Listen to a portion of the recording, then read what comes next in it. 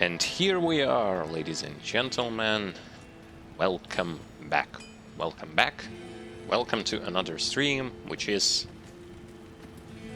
going to be the start of the Way of the Necromancer, which is going to be dedicated to getting a Summoner Necromancer all the way through all of the difficulties that are being presented in the game. Now, I personally have decided to start, first of all, starting to leveling up a new character on stream, because on stream farming can get a little bit tedious, so I've decided to mix things up a bit. I've did pretty decent amount of farming on stream, so might as well start to level up a new character. Which I have decided that this new character is going to be a Summoner Necromancer. Just to go from something that is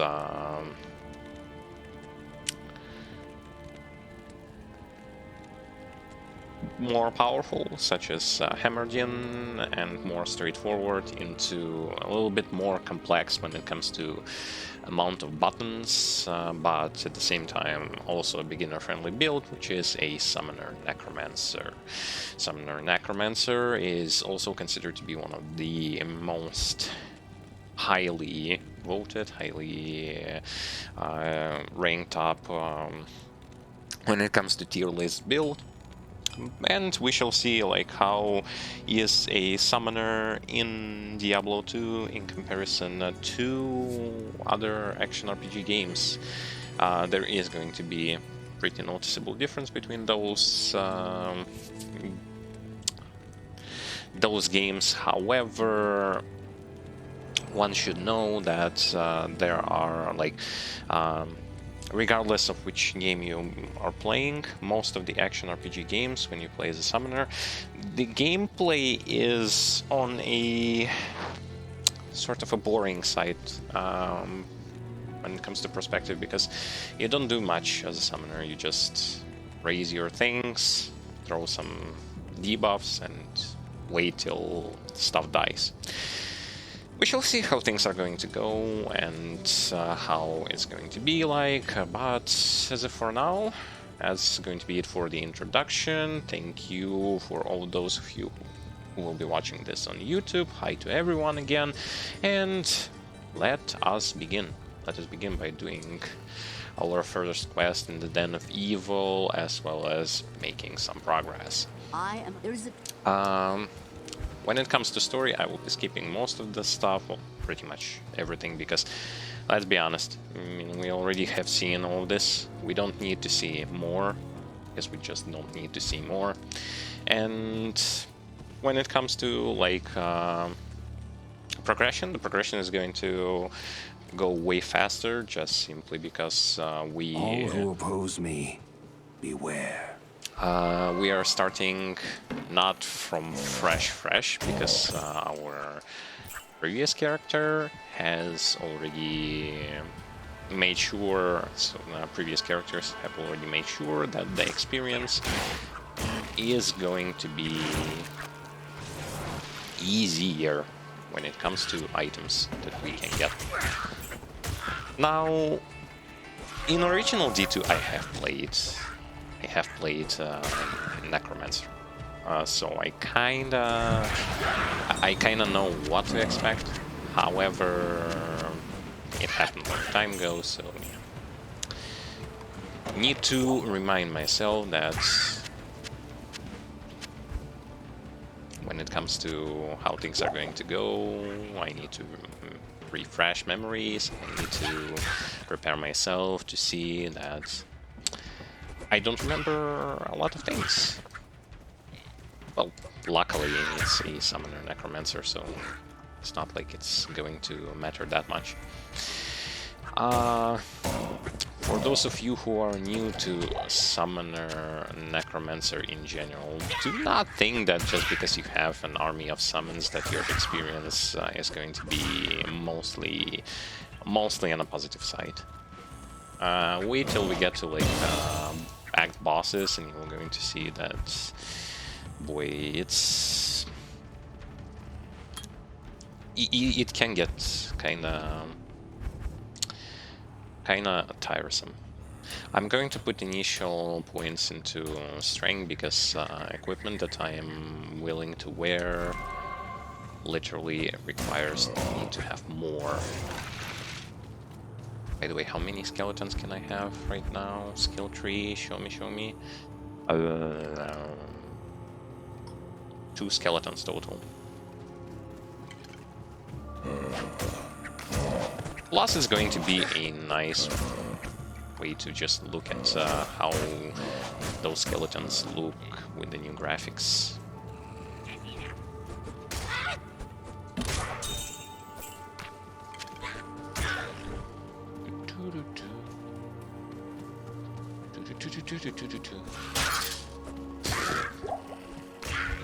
Just started with this belt and it's already broken. Oh fuck it. Doesn't really matter. Where is the Den of Evil? Den of Evil, where are you?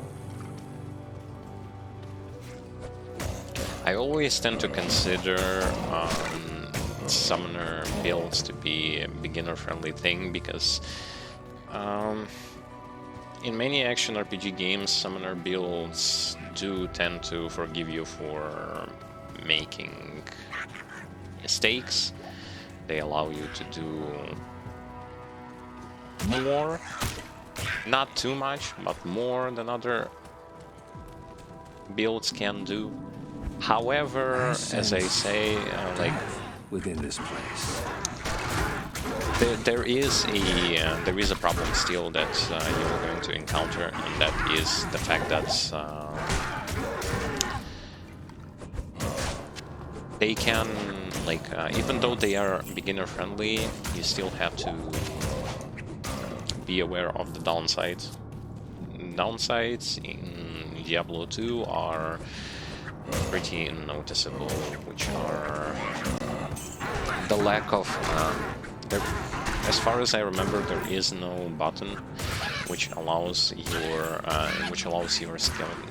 to order your skeletons to attack a specific target, so they're always going to be attacking random targets.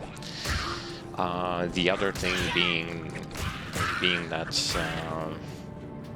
if skeletons or other things get stuck, which they most certainly will do, they tend to despawn, so having a teleport is a mandatory thing. Another stuff is that they are not even remotely close as to be considering resilient against bosses, which will going to put you in a severe disadvantage early on in the game, especially if you're lacking gear. So yeah, even though there are many pluses, downsides will going to drive you nuts, especially if you play something like, for example, Grim Dawn, and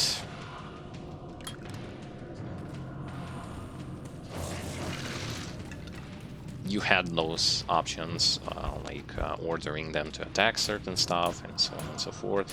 Here, nope, not at all.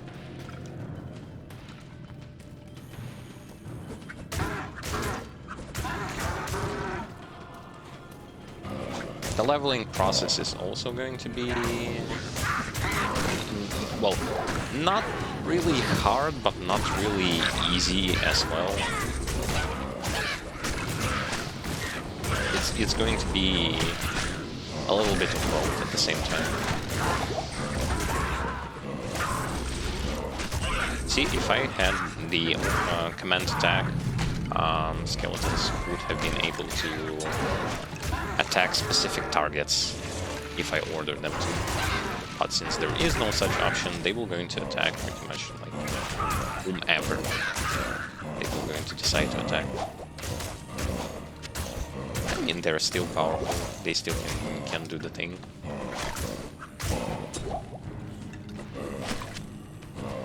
I don't really care about those items because I already have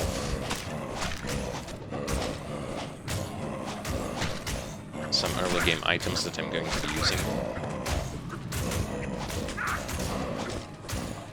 Plus, in comparison to like a paladin,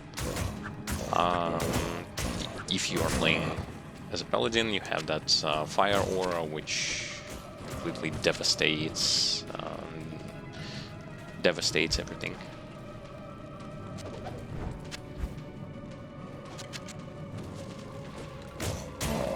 In early acts, because things have little to no fire resistances.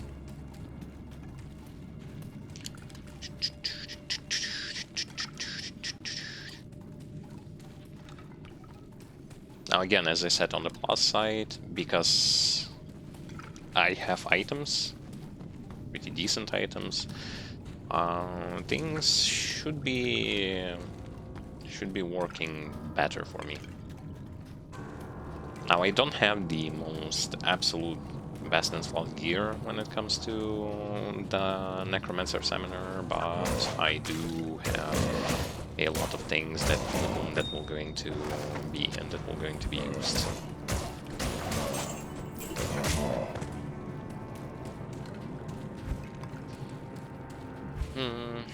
Might as well do it like this, I think. 3 mana. When it comes to gold, I'm also not going to be restricted because I have a ton of gold, which is on a very, very positive thing, on a positive note.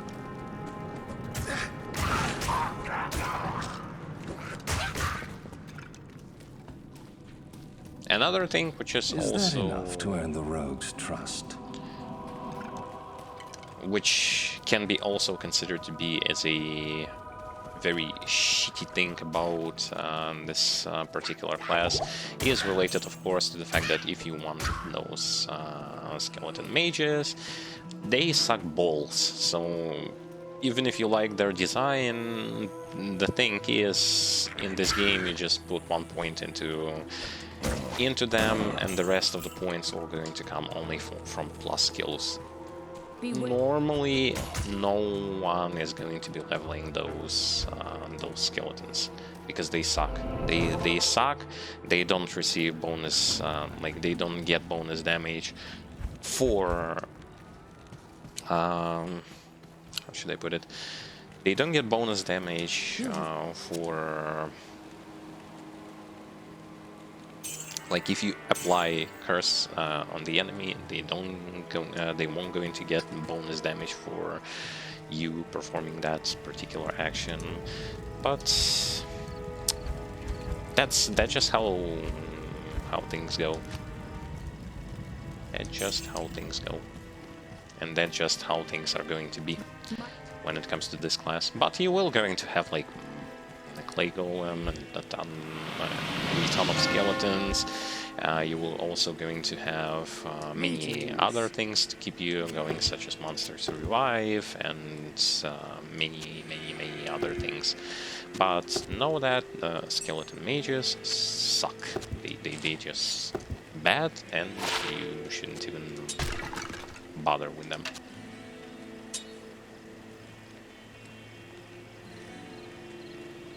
Shouldn't really worry about them because they're just bad. Gonna buy some stuff because I have the money. And of course some stamina potions, because running around can be a problem. Okay, now can I need to put a skill, but I need to check in which direction am I going. I'm using that trustworthy build from the same person who was making a guide for the Emerdian, so I'm trusting his words. Amplify damage, and then skeleton mastery, raise skeleton. Amplify damage, which is the curse, yeah? Amplify damage. Of course, and because I am the good old gamepad user, I can have damage amplify. and the rest of the stuff at the same time, which is really good. Yeah, see, when it comes to like actions, additional actions, there is no pet attack command, which honestly I don't like it. I don't like the fact that there is no such thing as pet attack command. It can ruin your day quite badly. I still cannot use anything because I'm still lacking in strength. Okay, not a problem. Hi there. Not a problem whatsoever. So our next quest on the quest log is to kill Blood Raven. Which is again not a problem. Especially because now I have the amplify damage.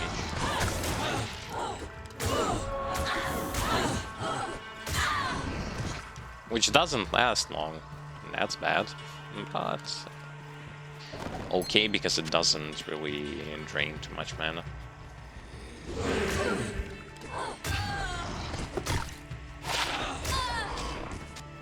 Oh, more stamina. Nice. More stamina means I'm going to be running a bit faster, well, not running a bit faster, but covering more distance. Yeah, and see, the damage amplify radius is not that good.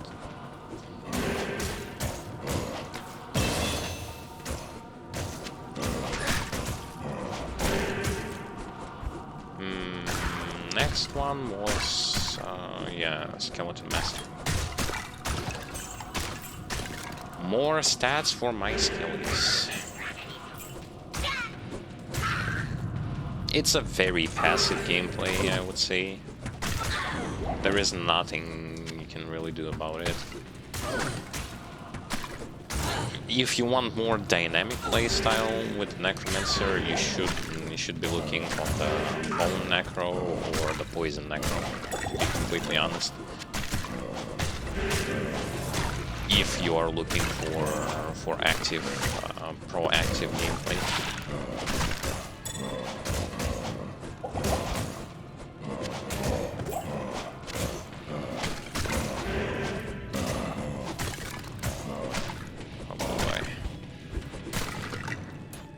Okay, I got my 30 strength. I'm gonna go into town and get myself some items.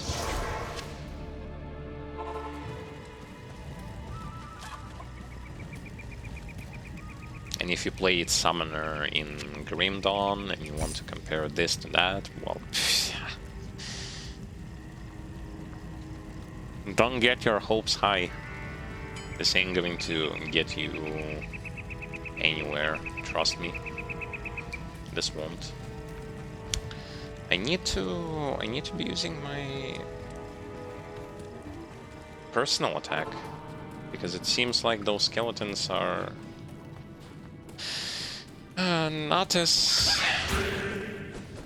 powerful as I thought they will be. And it's at this moment where you wish you had a possibility to order them to attack stuff, but you can't really. And their target prio is also not the smartest. See? Their target prio is just complete ass. Now where's my attack? Buy-in skill. This is not something that I was looking forward to, but this is something that I got myself into anyway. I'm actually getting rings with more attack rating, yes.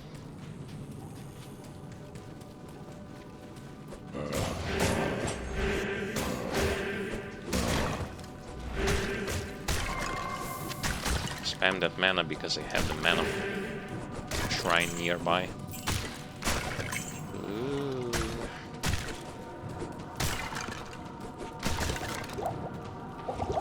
Yeah. Kinda like that. Kinda like that.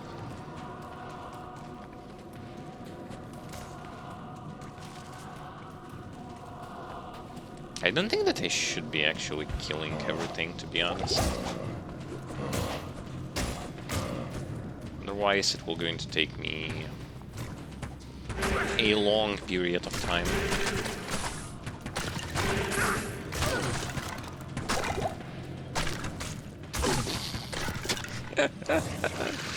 You fucking kidding me? I can't use this yet. Where are the corpses? It just so happens that I ran out of skeletons. Come on. Come on.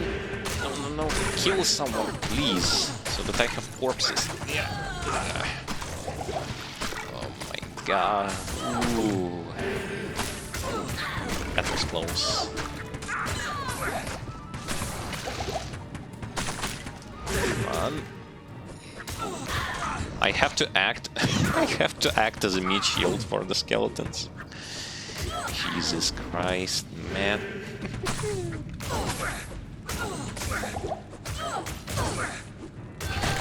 It's when you, as a summoner, act as a meat shield for your skeletons.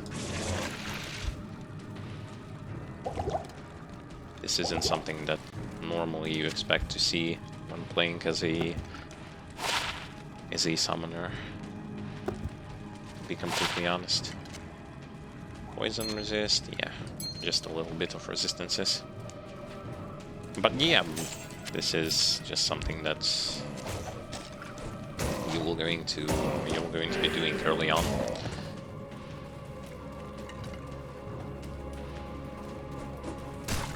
Because your skeletons isn't going to be sturdy enough, and there is, like, you need that clay golem, or just golem in general, to keep you protected.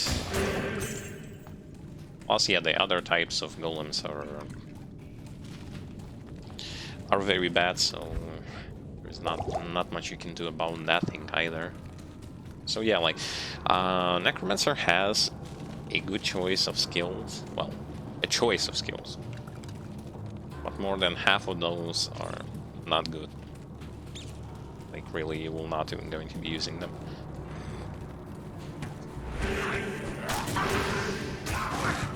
It's just how things are, and unfortunately, can't do much about that.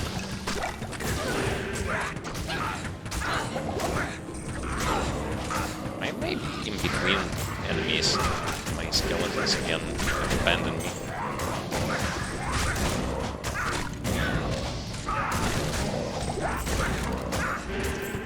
Need to kill the shaman. I need mana.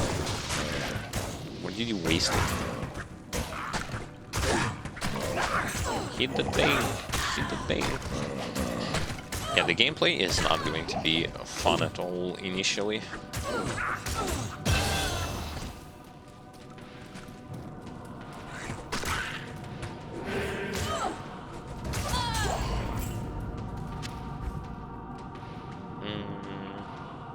Yeah, I'm just going to invest more into strength.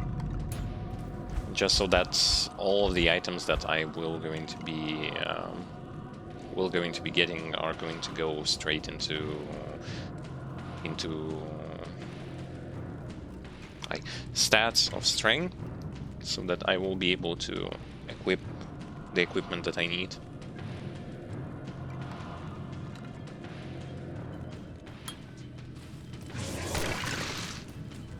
Ah, still only 3. Still only 3. But I mean, don't get me wrong, this thing increases their damage as well. See what this thing is doing. Let's look at the stats. So with level ups, you get not only like more skeletons, but you also get life, some attack rating, some damage, defense, and of course, mana cost increases.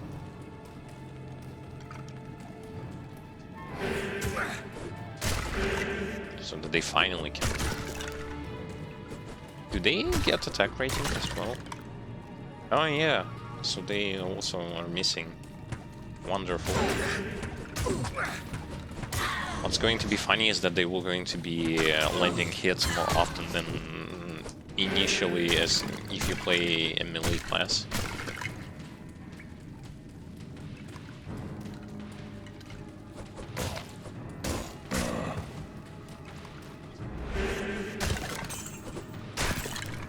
Yeah, this short distance on this curse thing is definitely reminding me of something called Grim Dawn, where you also struggle because of that thing, because of the fact that they can't really. I can't use this yet. I can't use this yet. I can't use this yet. Are you fucking kidding me?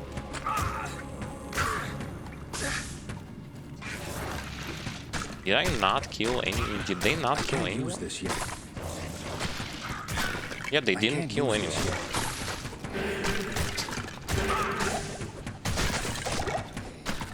Not enough mana. I'm out of mana. Yes.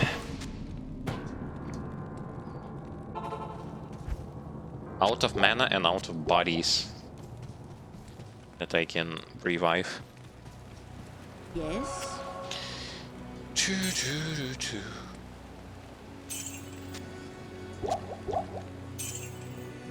Happens. Not going to say that this was not expected. This is actually something that I have expected.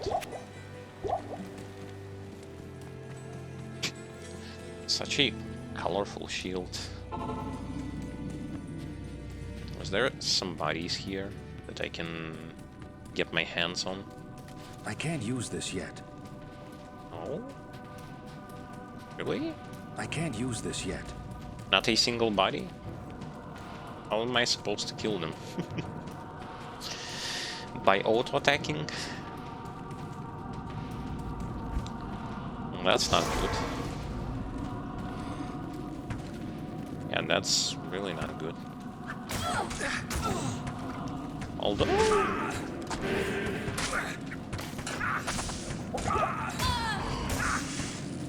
I'm gonna create some corpses here in a second.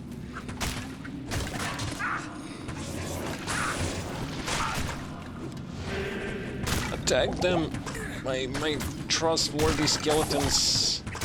I am your meat shield. I'm protecting. I'm protecting everyone. Oh yes, the chain lightning. Not enough mana. The chain lightning, which also kills your summons quite fast.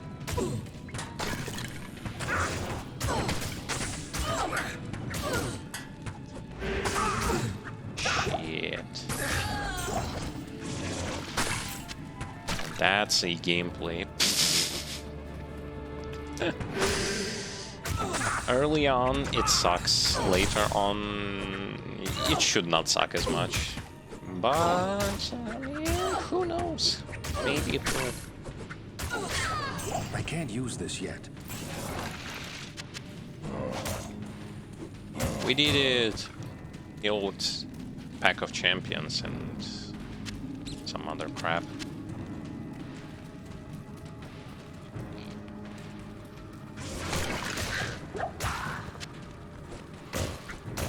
It's all so that I will be able to get towards the chest, which you normally can find in such places.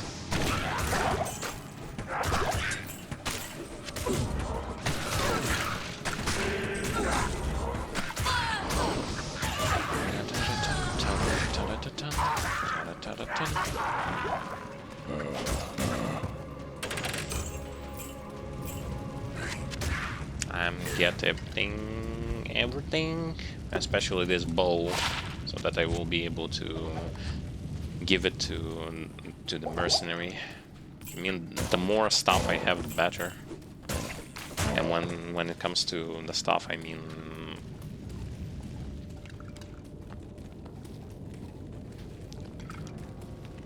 living stuff.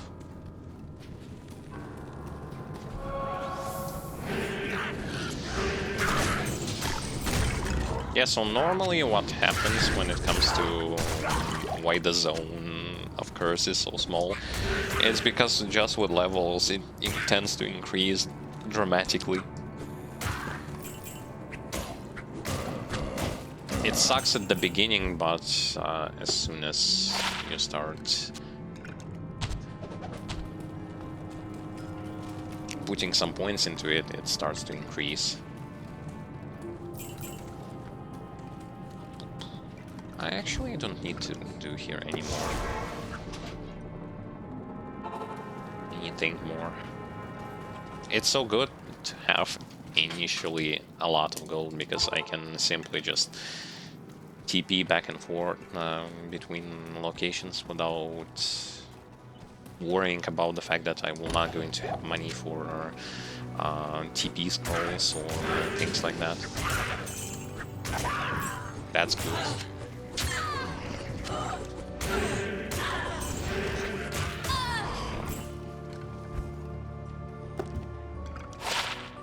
Nine to life, nice. Initially, that's another grand charm. Seriously. I can't carry anymore. Grand charms. Faster hit recovery. Okay, that's not so important.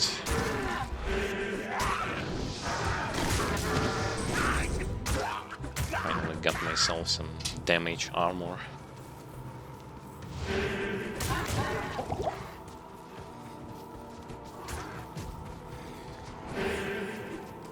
I wonder how much of a pain it's going to be to kill the Blood Raven, considering just how weak those skeletons are.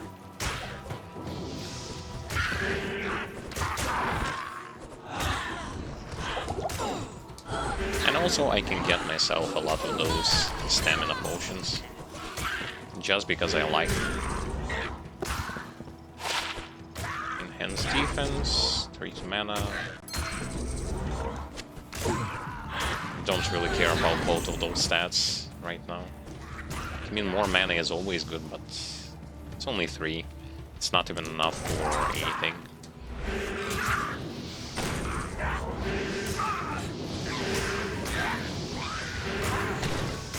This is going to be like pure something, not a combination of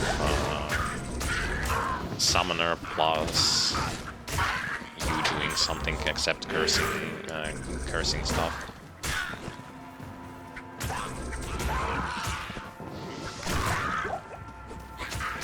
Pure OG summoner.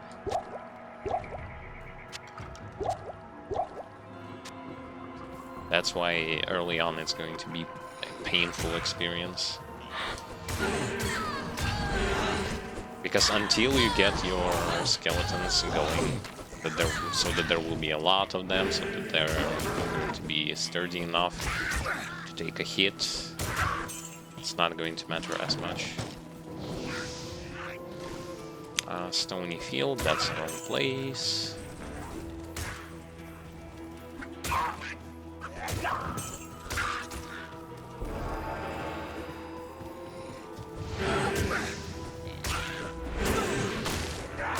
Plus, I'd say that's the thing that I liked in Grim Dawn when it comes to modifications and such things, because without it you don't have such thing to begin with. I like the fact that there was a mod that allows you to have like a life bars of your summons. On top of like each summons you have the life bar. This allows you to easily know where are your summons, where are the enemies, how much HP everything has, and all that kind of stuff. It makes your experience so much more manageable.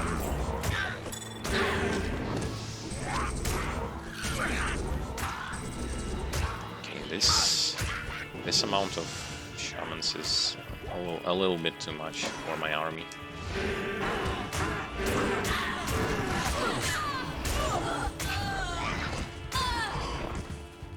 Yes, clay golem.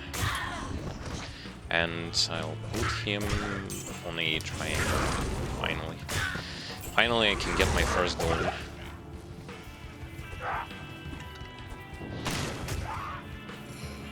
Golem the face tanker. And some more stats into strength. I don't need more than 60 or 70 strength, as the build said that I need this much strength to get pretty much everything that I need for a summoner. Too many empty graves.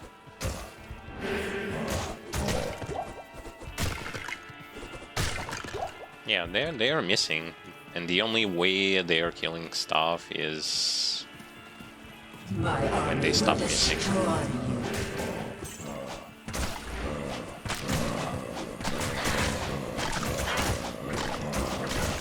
Actually, Blood Raven is manageable. Plus, now she is actually hitting me. Can you get? That's what I was saying. They are focusing completely wrong targets. Okay, stop killing zombies and go kill the summoner.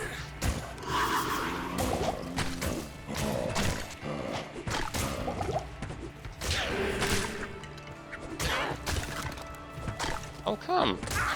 She is pretty much left all alone, yet they still hit whatever.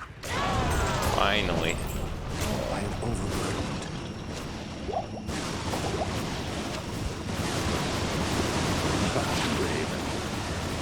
Life and light increases? Yeah, sure thing. Attack rating, light radius, that's garbage. And that's legit garbage.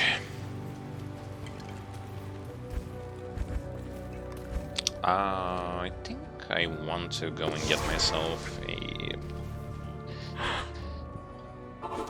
a companion. She gave me Claudia. Which one was that? Cold Arrow? Decent for CC. I mean, she's still going to be dying super fast if she's going to get focused.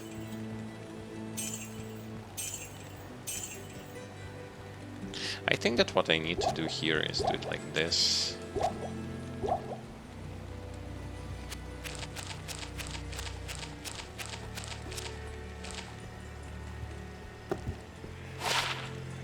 Minimum damage, garbage bow.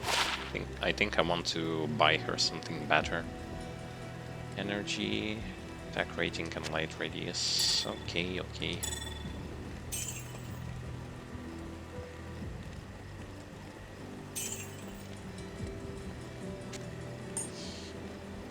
Yeah, I'm gonna buy her something better. And maybe I... So I'm level 6, I should be able to equip this thing. +1 to all necro skills. Yeah, sure thing.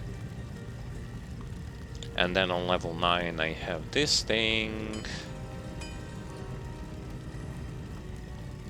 I need 60 strength for that. That's an like, you can equip it starting from level 6, but you need 60 strength, so you normally will not even going to be able to equip this thing. 20. Yeah, next step is level 9 when it comes to stuff that I can equip. Good to see you. which means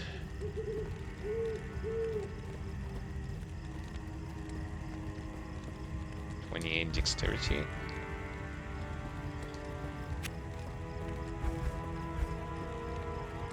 Okay.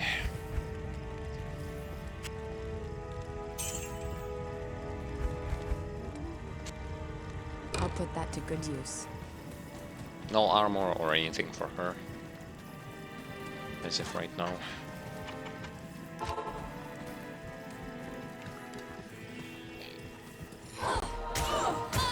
Got an army. Yay. Now it should be better. Though not that much has changed. Except the fact that I got myself another companion, which is more decent. Oh, I forgot to buy those potions. Lame.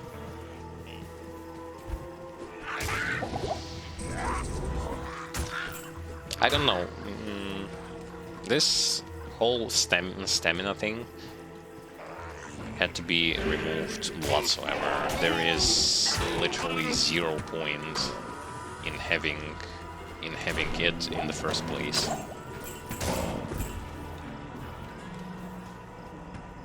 I'm not interested in those.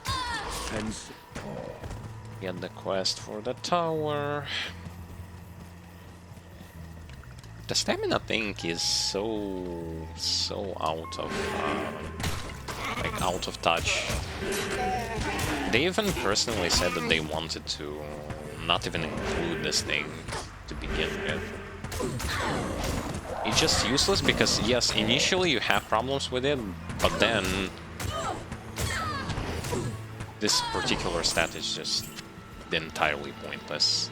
And by entirely pointless, I literally mean entirely pointless. It's a useless stat that only provides you with some form of trouble at the beginning, because then it just disappears entirely. Yes? As if there was no stamina meter to begin with.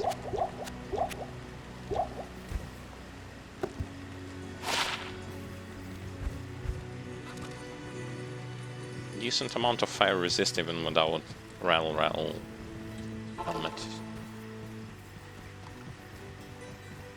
Though once again, do understand that your resistances are not your pet's resistances, so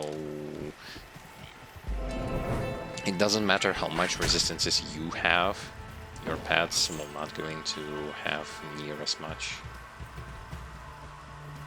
They have their own. Much like in Grim Dawn. Like, I'm going to be referring to Grim Dawn last epoch, because those are the games which had a similar thing when it comes to the stamina issues, well, not the stamina issues I'm talking about, like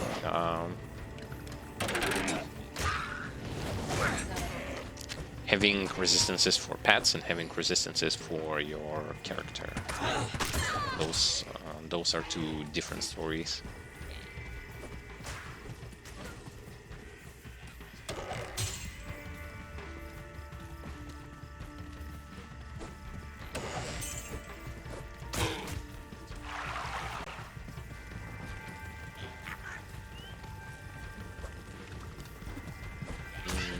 But I have not found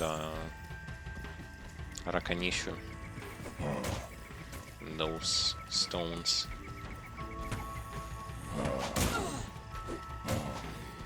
They should be somewhere nearby.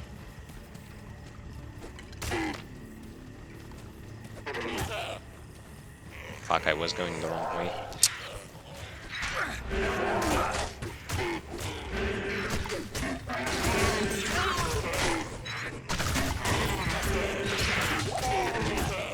Yeah, because in Grim Dawn, because you had the ability to order them to attack a specific target, even though, like, even that thing had its flaws when they just simply reset who they are willing to attack. It's still better to have that option versus having no option to order your pets to attack things. Quite honestly saying this, because there is nothing worse to see that, oh, there is a target that I need to kill. Oh, but they just simply don't give a damn about the target that I need to kill, and they were going to... many spirits around the stone. They were going to be attacking whatever. Each one may attack his own target and just refuse to attack the main target, who like literally has to be slain. Like there is a summoner, but instead of killing the summoner, they were going to be attacking the summons.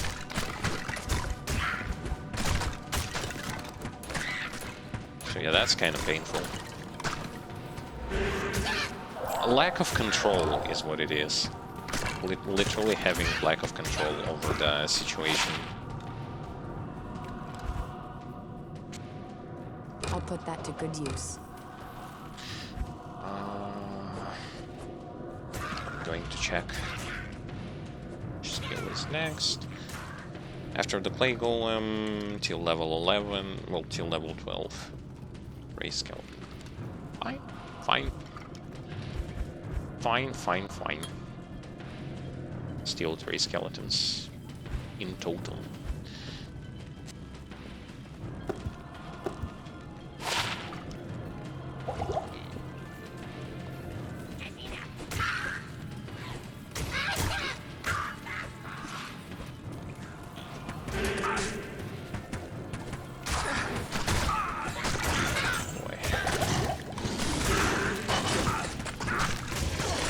Attack them! My useless army of dead. Come on. Show them. Show. I don't know what you can show them, but show them.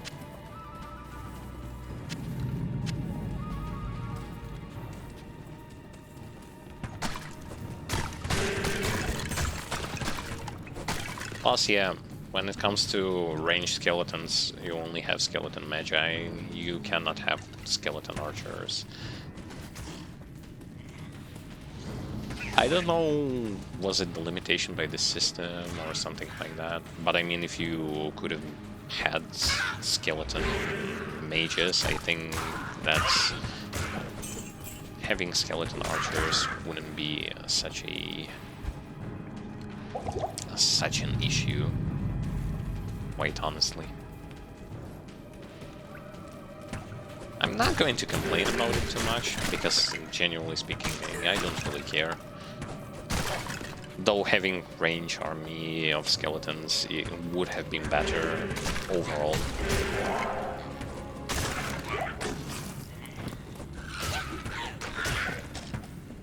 Because yes, range classes have, much like range classes have advantage over melee classes, the same sort of rule could have applied to Necromancer if he had like a range skeleton shooters. However, it depends. It depends. It depends on one certain thing, which is how exactly are you doing it. Because if you are going to do it like they did with skeleton mages, which literally means that they are useless and they are just getting worse, progressively worse over time, then it's not really a good thing.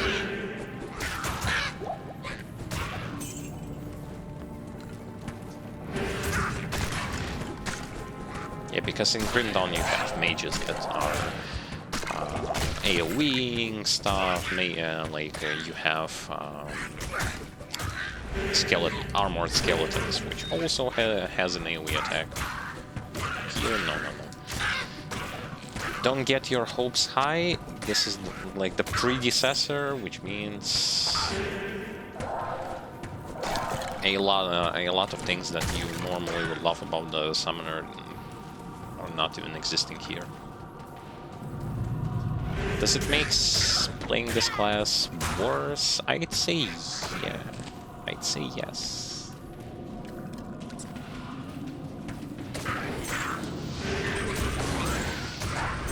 Because genuinely speaking, Summoner class is a boring class. I'm not going to sugarcoat the fact that Summoner class is not the most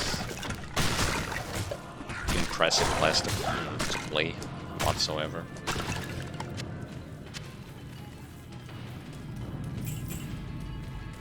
Has good things about him, but most definitely also has a lot of bad things that I have addressed them in Grim Dawn as well.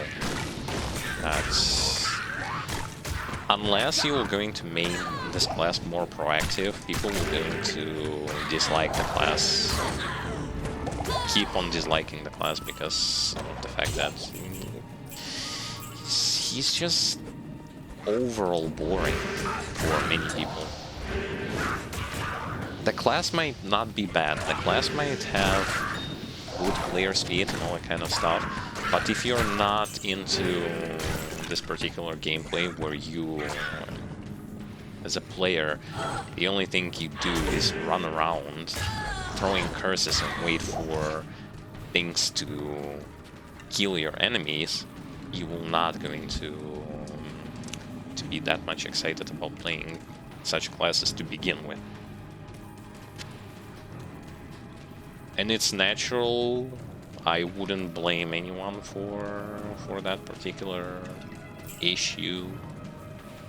I definitely would not.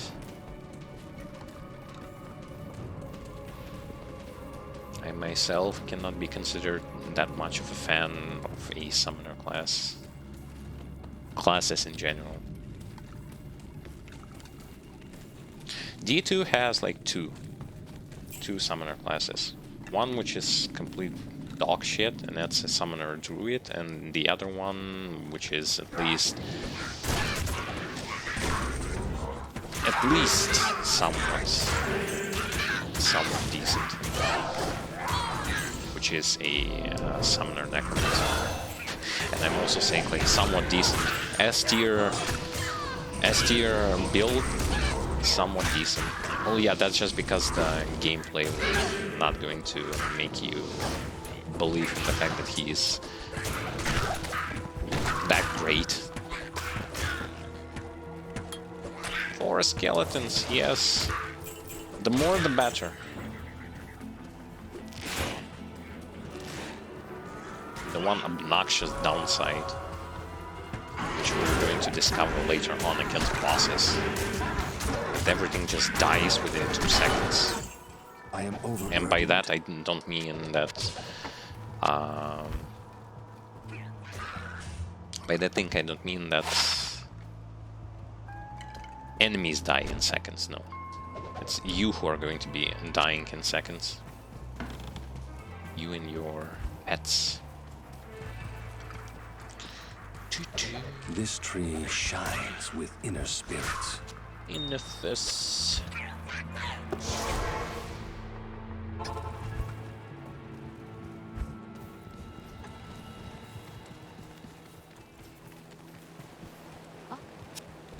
And yes, the strong point always lies somewhere within. Though where is that within? No one really knows.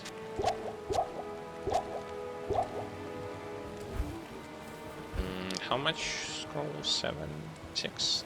Nice.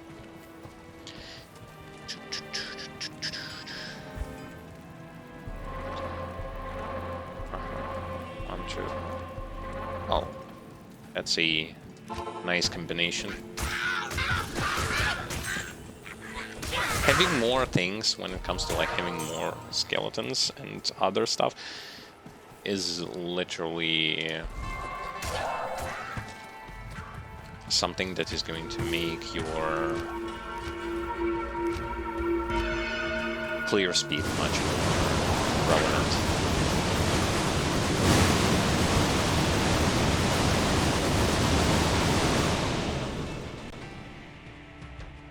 All because that's left of proud Tristram are ghosts and ashes. your pets, neither of them have any sort of AoE. So that's what's going to make things worse, progressively worse I'll put that to good for you. use. Although, I'll put that to good Yeah. use. progressively worse. I mean, there is another skull cap. But I don't mean that.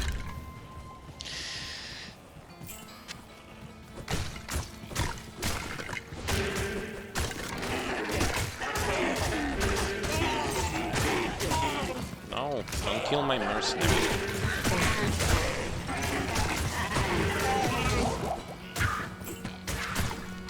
My mercenary has to survive.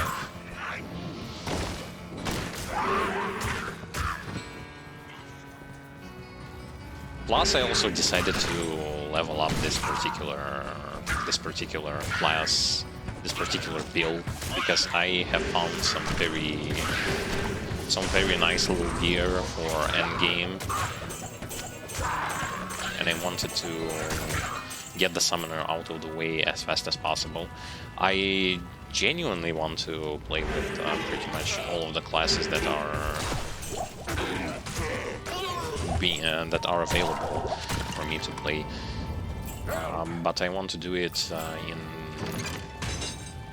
in a fashion so that Kane, I play. your life, leave here I mix and match something that is less powerful with more powerful. I was thinking also about the Barbarian, but I want Enigma. I want Enigma for all of the classes that I will be playing with, because I just don't like the idea of not having mobility. Mobility tools. Say, for example, Necromancer doesn't even have any mobility tools outside of teleportation, staff, or Enigma. Barbarian at least has Lip that is very slow, and yeah, he also needs something better than that. Rick.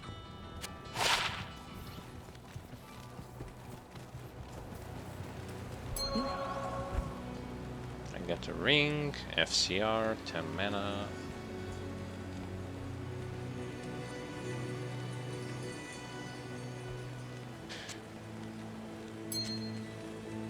I mean, okay. Hello.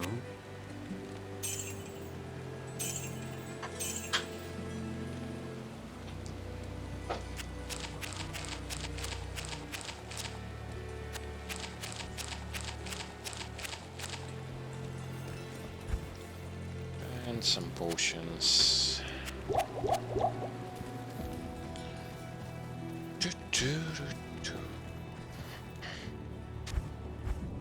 Yeah, me and my brother also have reached a point where, when it comes down to creating mules to carry items, we've reached the limit. We have already expressed what we think about that system. And that system is very, very outdated. You don't have to create mules to be able to just stash items. This is literally the worst that you can do. First of all, it's not fun. Second of all, when it comes down to applying pressure on the servers and the server capacity, it is exactly what applies more pressure on the server's stability and the capacity of the server to begin with. And I'm not making this one up. This is exactly what. Say for example, you have a lot of items. But okay, you have a lot of items. But what makes it worse for the servers? The fact that a person has to constantly switch between his mule and his main character, and then back to the mule, just to take an item and bring it on another character, or from one to another, and all that kind of stuff. And it's not like you will be playing with those mules. Yeah, maybe you will, because you won't going to have space to create spare characters to begin with. But this system, in my personal opinion, when it comes down to what applies more pressure on the server, this is exactly what does it.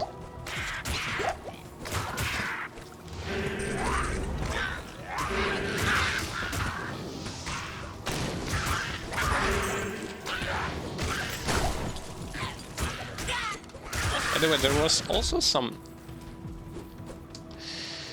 a strange form of the belief in the fact that those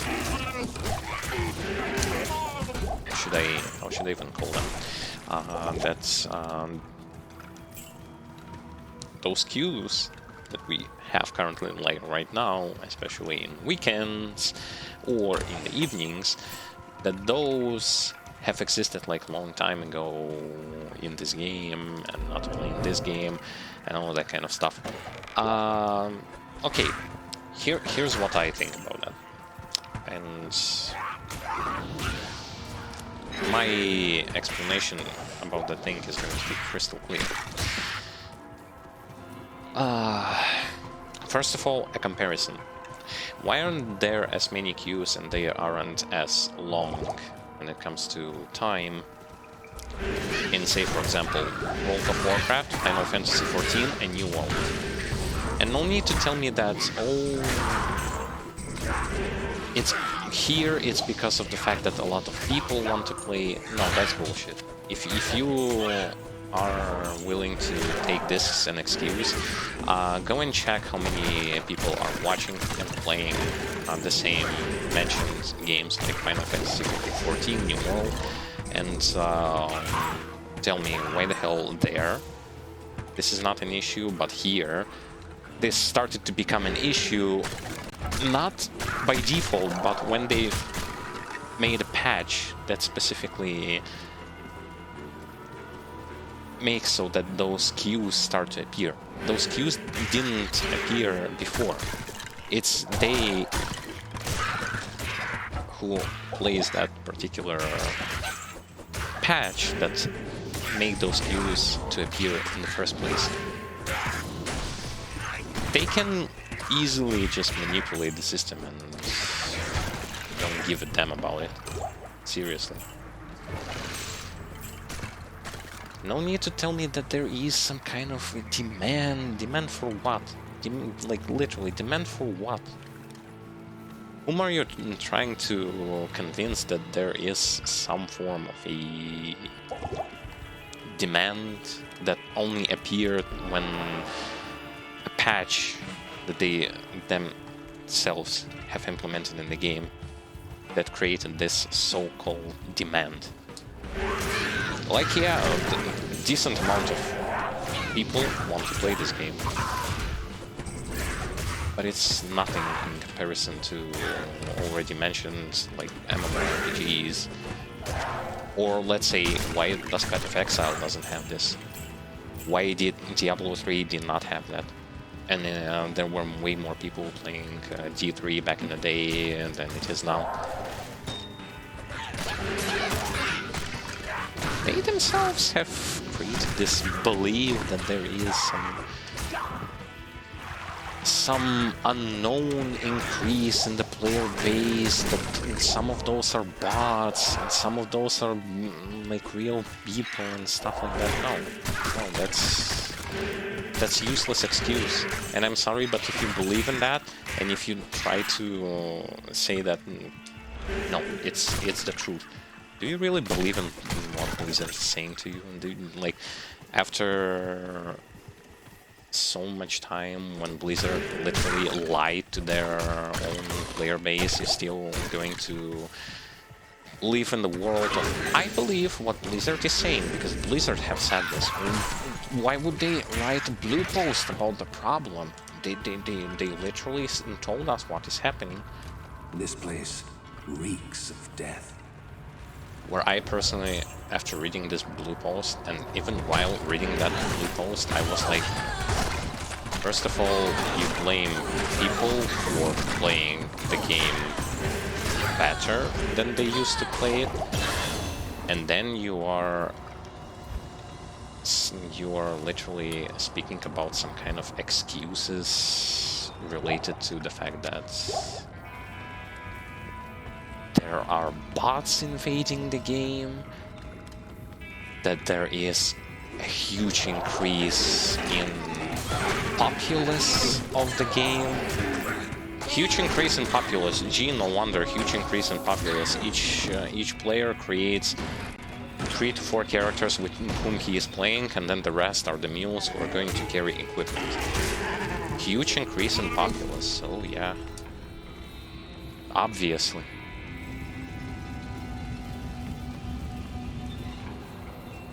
See, I personally just I don't understand this.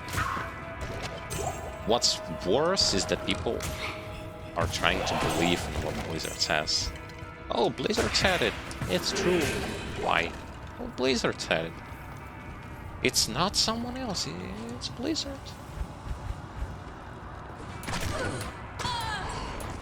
If Blizzard says it, I will believe. And then before, Blizzard were lying all over the place when it comes to World of Warcraft.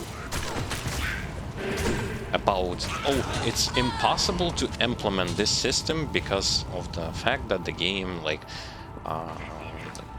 can't handle it, or it's literally just impossible for us. People started to go away from the game, and they're like, actually, you know what? It's possible. Actually, you know what? Well, like, it's totally possible for us to do this. And why didn't you do that? Why were we lying? Well, we didn't lie. No. We never lied to our player base. No.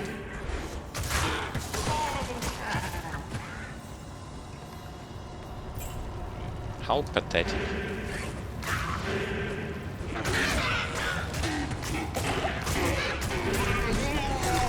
Regardless.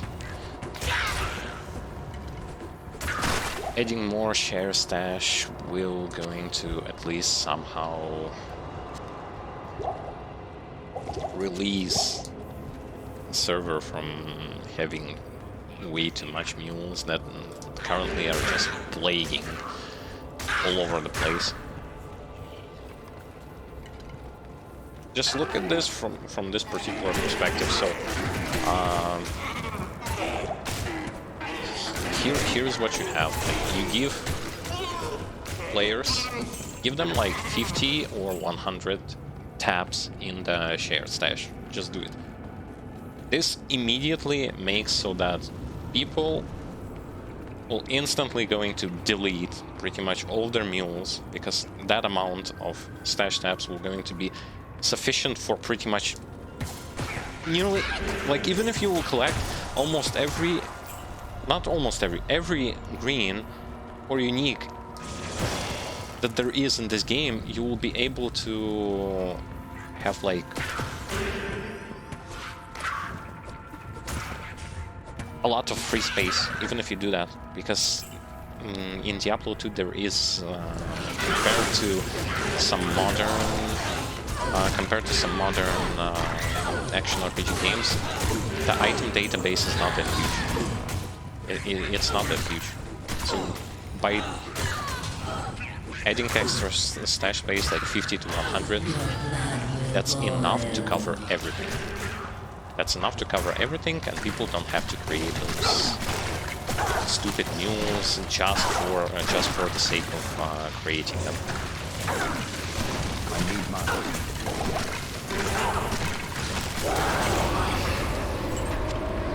And that's how it goes.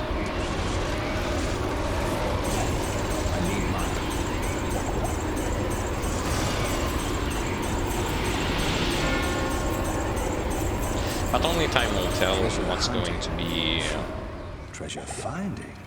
what's going to be happening in the long run in the game.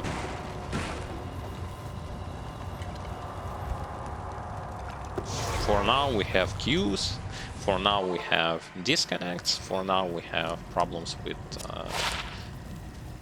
server stabilities and all that kind of stuff, and the need to create buttloads of mules and to hop between them while also waiting for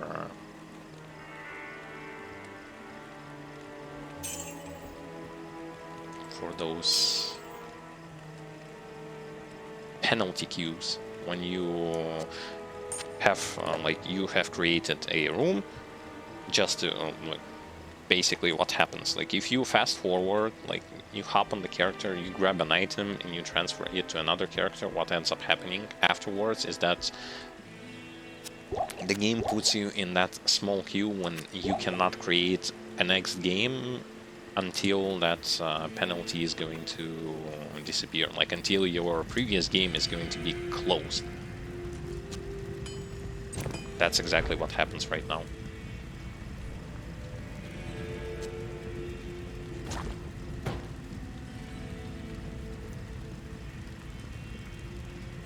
Which is really dumb, which is really stupid. This is really something that you have to deal with. And I don't really care whether it's related to legacy, schmegacy code, I don't really care about that. This was supposed to be something for them to worry about before they released it. And they knew how many people were going to want to play the game. Did they care? No. Whose problem is that? Theirs. Good evening.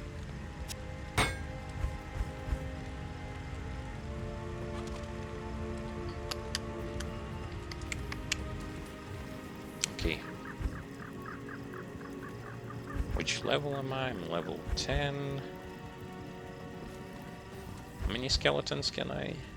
5. Ooh, that's good. This one is for level 20, 42, 36, 19. Closest one is this. Yeah. Okay. Closest one is this. 1 item.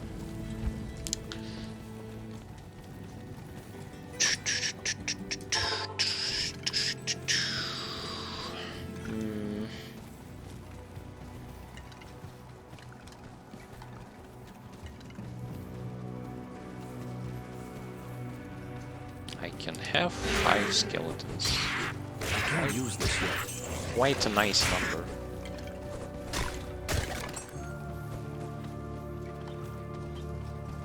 And the reason why it is a nice number of skeletons is, of course, related to the fact that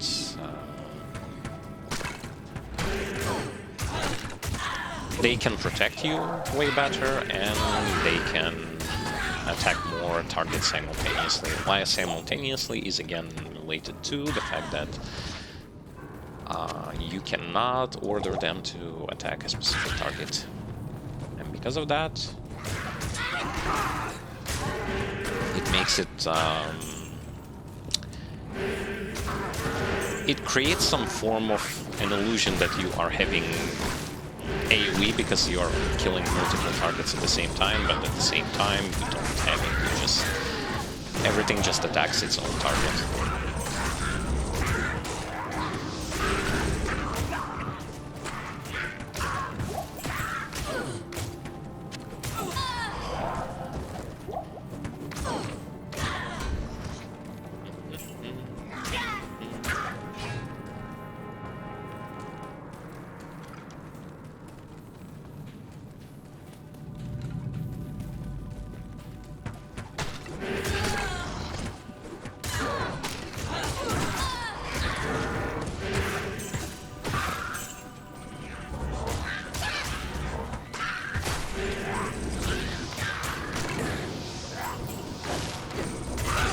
Yes, I also took the teleportation staff away from my paladin, and I brought it here for the simple reason, well, for the simple fact, because you need the teleport.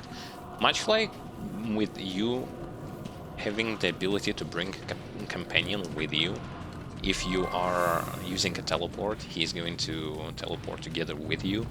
All of your summons are going to teleport with you, which means you can literally hop into a group of enemies using a teleport and bring your army together with you, which is outstanding.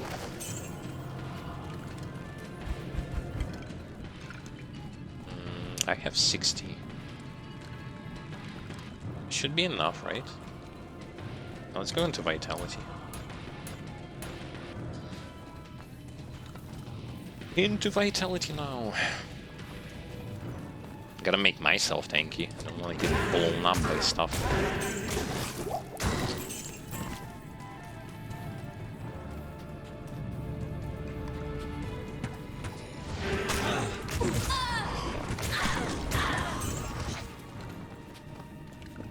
The way how we're going to be dealing with bosses, I think, because my stuff is going to get deleted pretty much instantly, is I will just going to use Clay Golem Iron Maiden combination.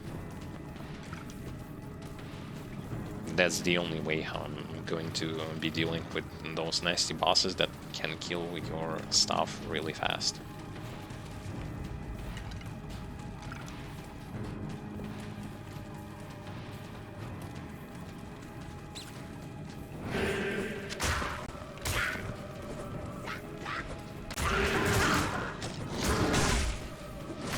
Plus side of playing a summoner on the controller, you can have all of your skills ready and waiting without a need to change between two skills constantly, like change between summon this, apply curse, summon this, apply curse. No, I can do this all at the same time, which is wonderful. Which is, again, something that should have been given to the keyboard players as well.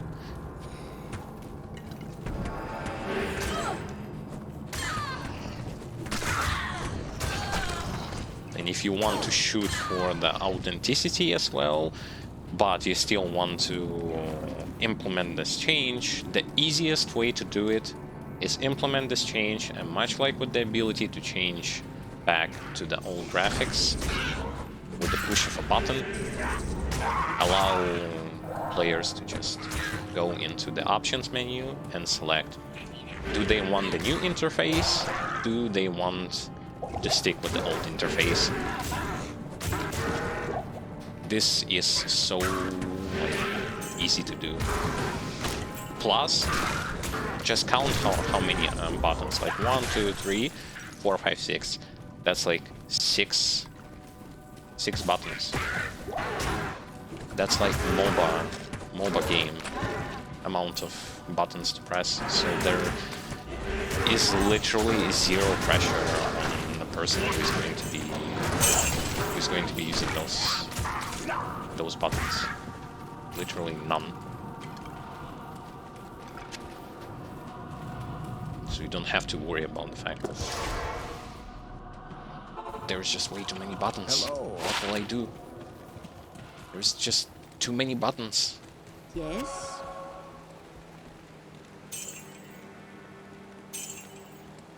I mean, some people even tend to consider that this amount is a little bit too much. I don't know why. To me personally,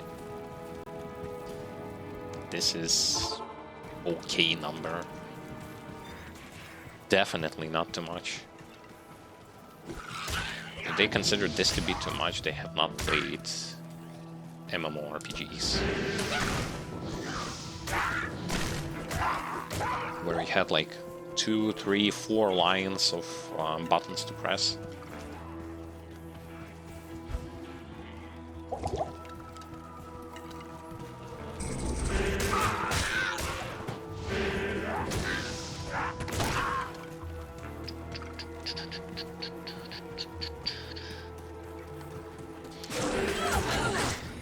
yet have to figure out,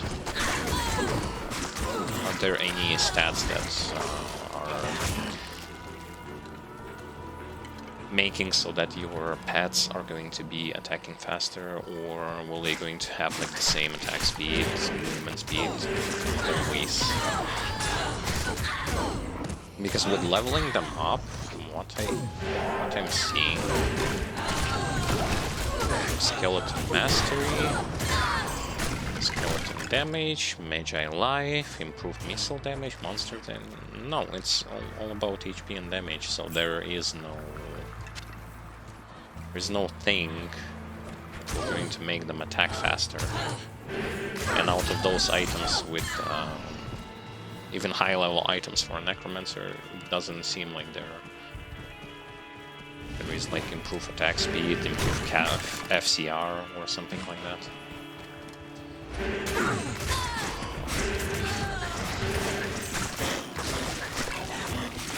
So it's all about the numbers in this. It's all about the numbers and not about their quality.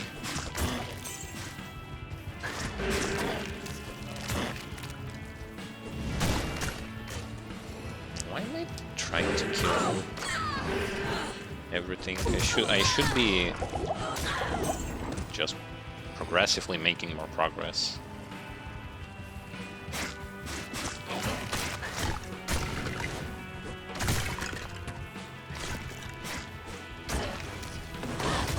Tomoe Highlands doesn't have a waypoint. That's the only thing that still concerns me. Waypoints.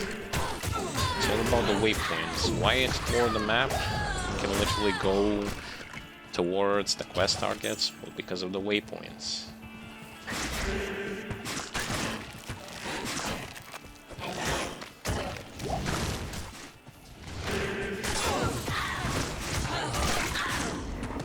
I think in Tomoe Highlands there was also some form of a yes, the pit. The pit. Let's find the pit.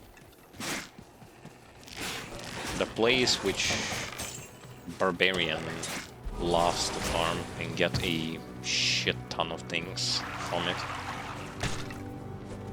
When it comes to items, runes, because he kills some easy to kill elites, gets the loot from the first kill, then gets the loot from the second kill, gets the loot from the body once again. So it's like double the chance of getting something good.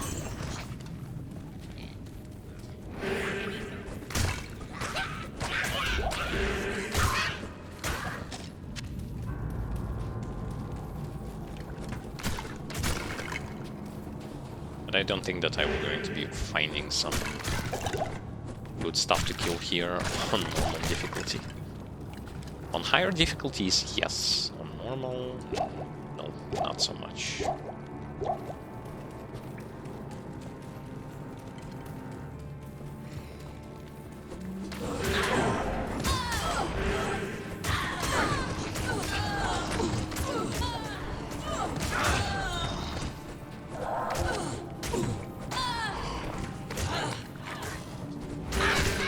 Oh, no, here is an elite.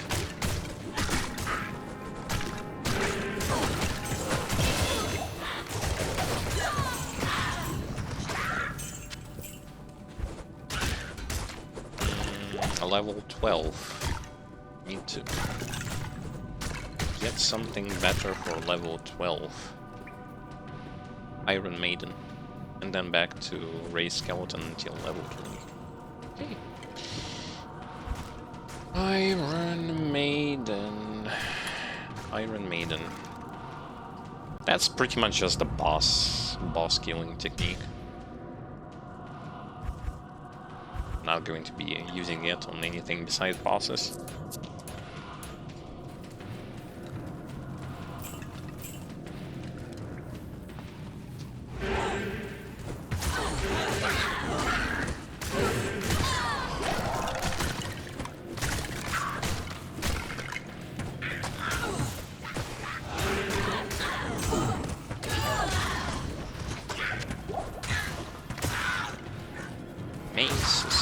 maces.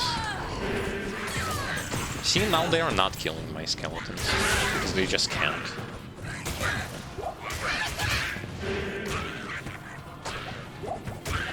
They're just getting clobbered.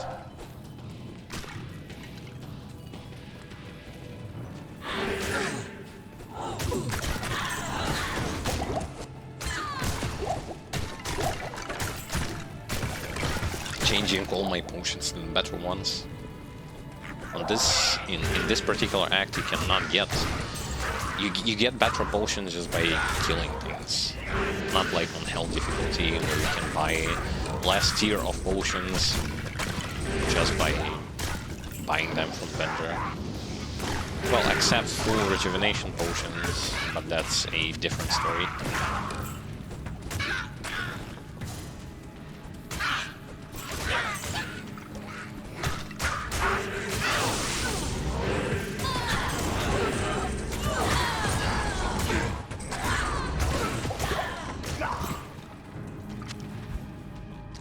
Charms.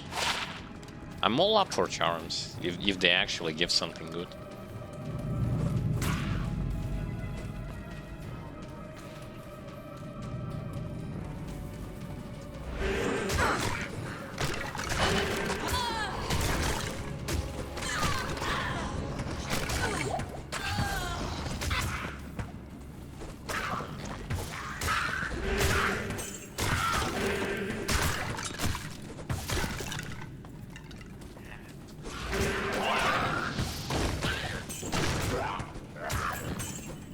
Yay!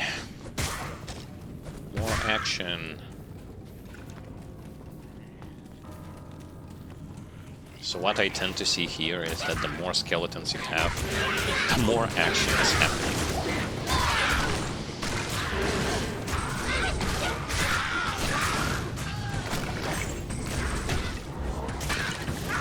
It's still not on the same level as Dream Dawn Summoner. Still.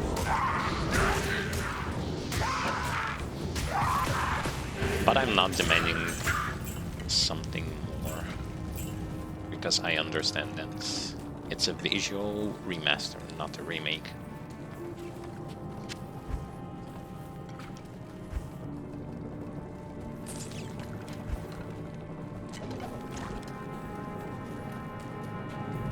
But still.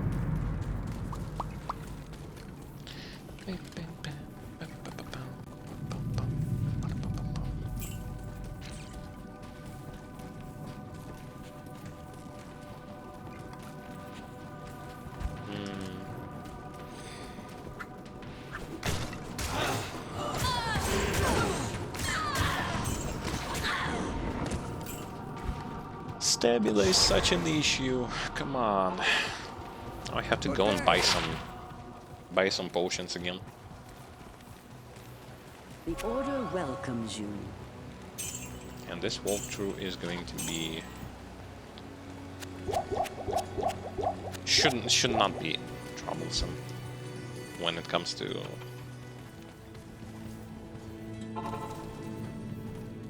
how hard it's going to be for us to go by.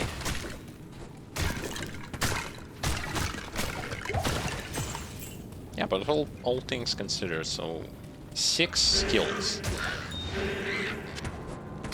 Skeleton, Golem, Damage Amplify, Iron Maiden just for bosses, so that can be removed. Which means 1 for the revive. That's already like 4. 1 for the teleport. Although no, I'm stupid because we have more.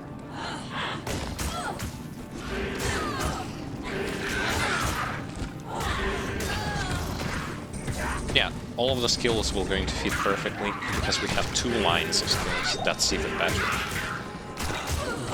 I'm giggity damn. That's a lot of stuff. So I can fit all skills that I can be using, that I can use on this class. all of them can fit perfectly. Nice. Nice. And yes, after this class I will go into the barbarian. Fuck it. I will struggle through not so pleasant leveling progress, but I will level him up.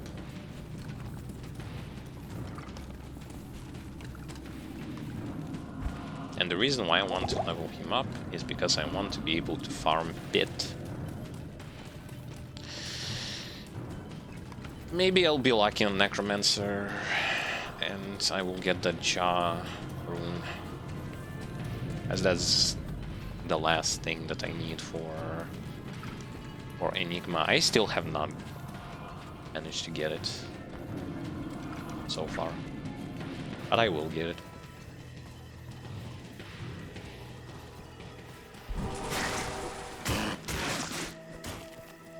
Because with that rune, all of the builds for all of the classes, except Sorceress, are starting to shine with bright colors. Finally can get the movement ability, which is the perfect ability, which is the teleport, which is awesome.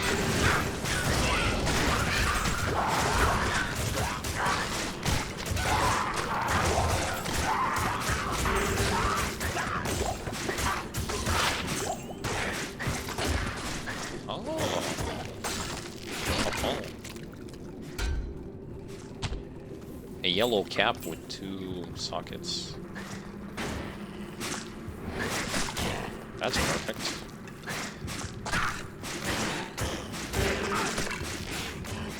Why am I trying to kill all of them? I don't need to be doing this.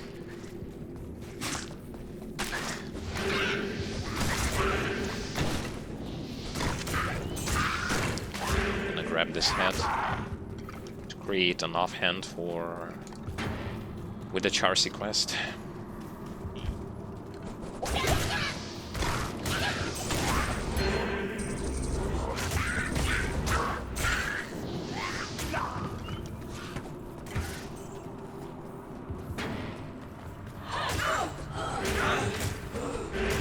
I think that the Paladin Mights Aura would be a perfect synergy for skeletons of the Necromancer. Plus the damage amplified. That is a lot of freaking raw damage number increase. 350% just from the aura of Paladin, and then it's increased with the percent damage increase with the damage amplified. That's a lot.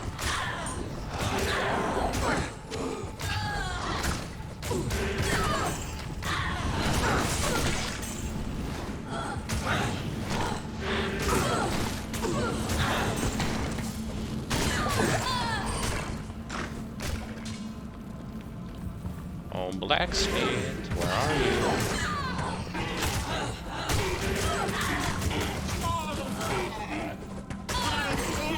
No, you stop missing.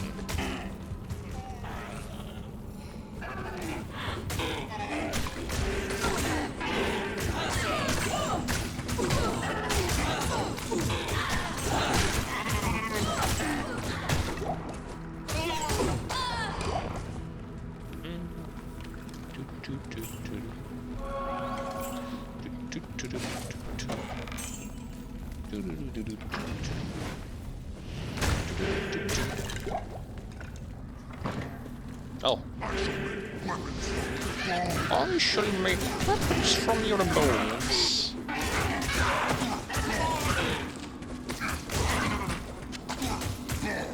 Good luck with that. Good luck with that.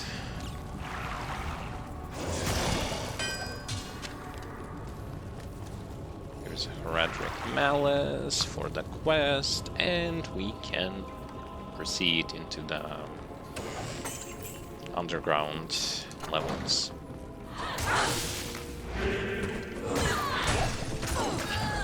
I am overburdened. I don't need those boots. I already have decent boots.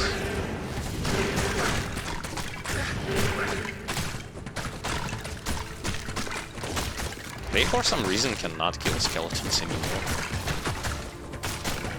It's like they don't have enough damage to begin with.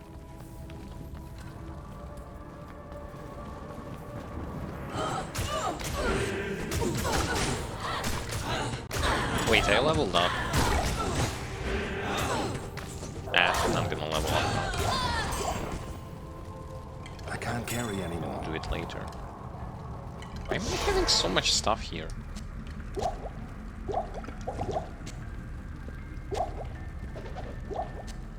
That's a lot of potions.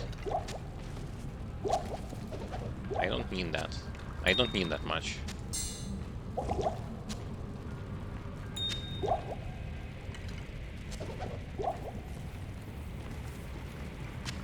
I am overburdened.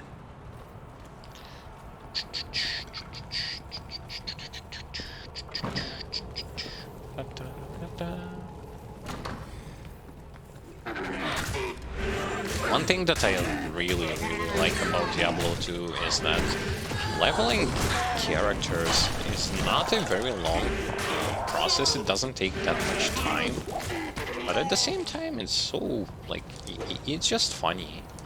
It's just funny, and no matter how much you do it just The slow torture of caged starvation. it doesn't get old. It's not a tedious chore to create those new characters. It's always funny because you always tend to go like you create those characters, and every time you get a different experience. It's not boring and repetitive. It's very good for an action RPG game with a lot of variety attached to it to have this particular aspect.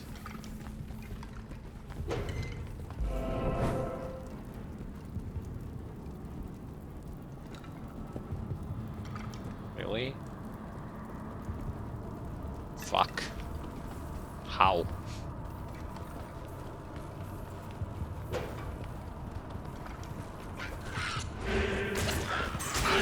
I ran towards it, but I didn't click on it. I'm not gonna farm it on normal difficulty, so I guess skippable. Skippable without a problem. A single problem.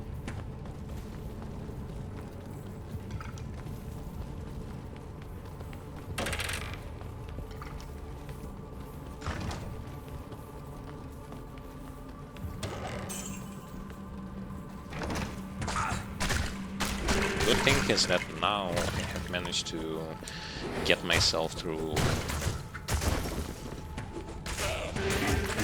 having very weak skeletons, and now I'm having decently powerful ones. Nice. You guys can do much. Can do anything at all.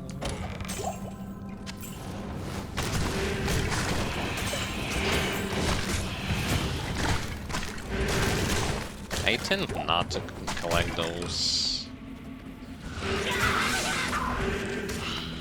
rejuvenation potions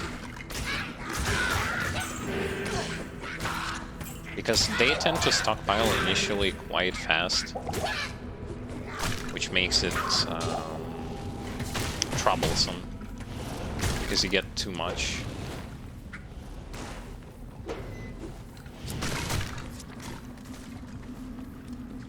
And I don't use them that often. Well, I haven't used them in Paladin that much. I think I've started using rejuvenation potions on Paladin Nightmare/Hell difficulty. Before that, I was just using regular potions and it was enough.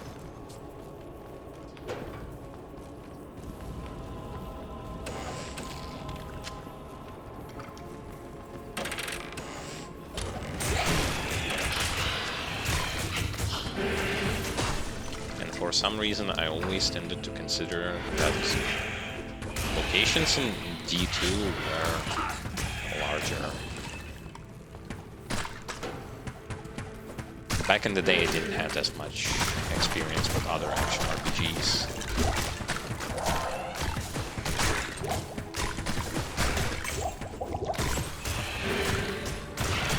Nowadays, when I play a lot of those, I no longer tend to consider that locations in D2 are huge or anything. They are still decently lengthy, but not as huge as I originally considered them to be.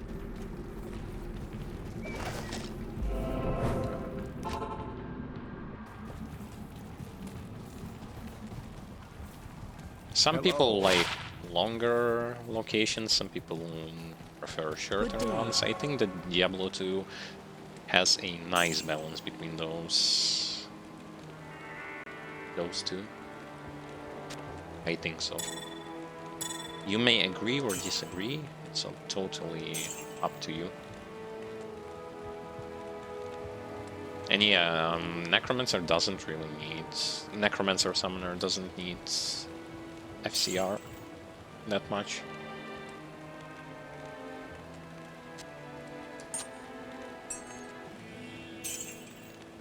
He's totally okay having not that much FCR.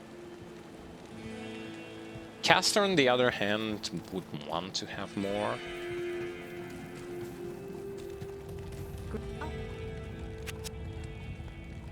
Let's imbue and see what we get.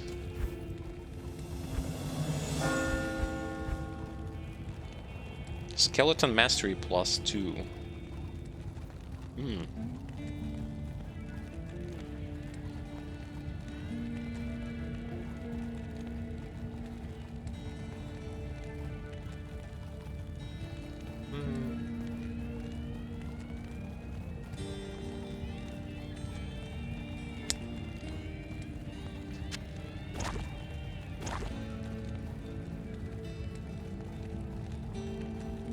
Skeleton Mastery +2 versus Clay Golem and Ray Skeleton.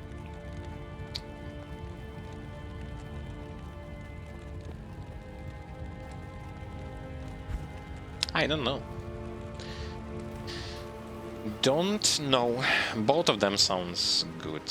Sounds good to me. That's for a mercenary. By the way, since that is for the mercenary, I got some. I can't use that yet. Oh fuck! Why?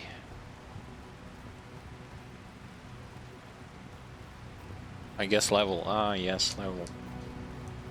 Level is a little bit too much. Okay, whatever.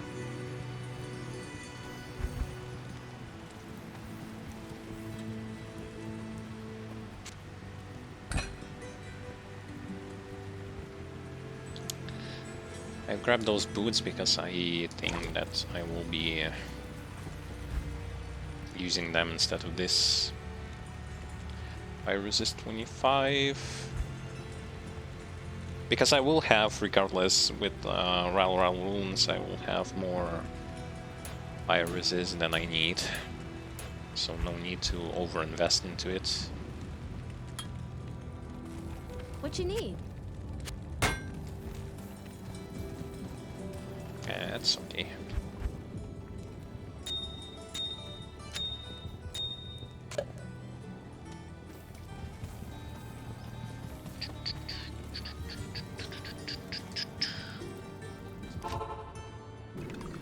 A quest to kill Andariel. That I didn't even took, right? Okay. Even if you don't take it, I think it will appear regardless.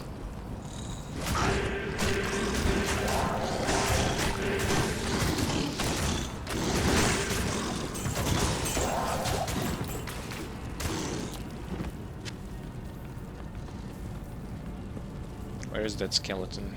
A skeleton mage that is supposed to be somewhere here.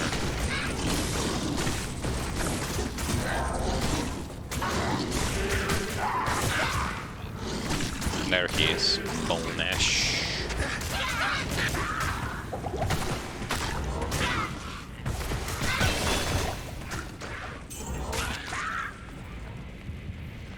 Got another level.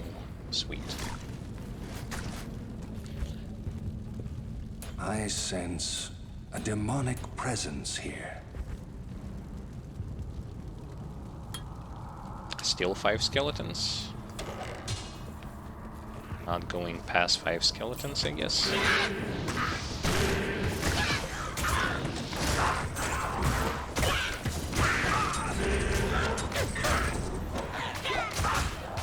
Stamina. Stamina, give me a stamina potion. Come on.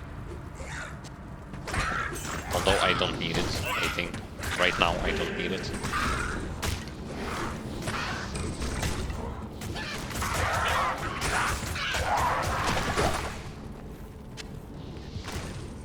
Why am I the one who has to fight against those chunks? While my skeletons are doing nothing there.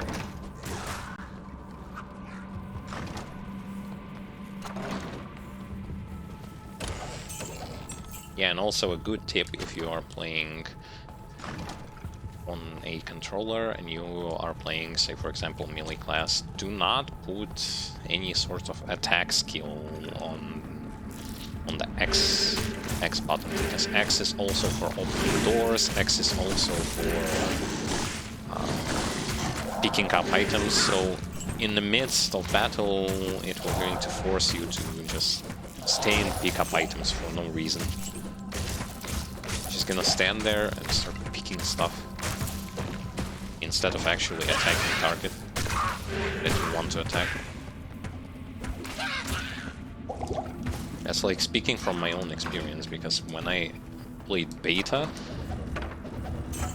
this is what tended to happen with my paladin. Was just running, and instead of attacking, he was picking up stuff. And then I figured out, well, how about I change that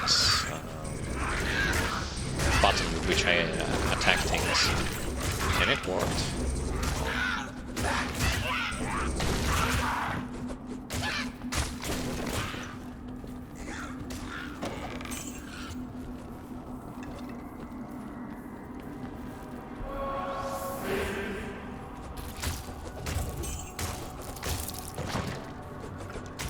I don't really know what makes them to not attack me here.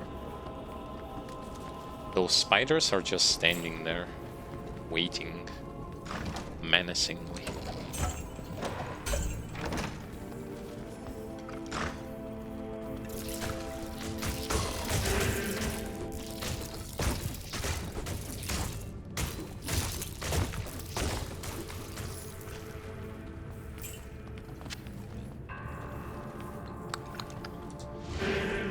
Getting closer to Andariel.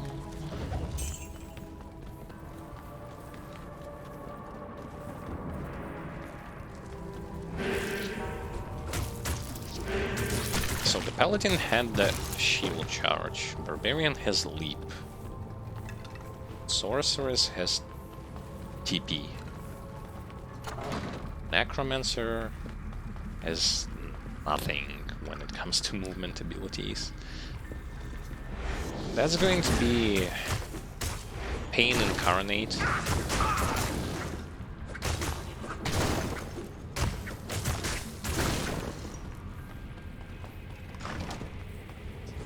Well, I will have more movement speed with items, but not more than other classes can have. Roughly around the same movement speed.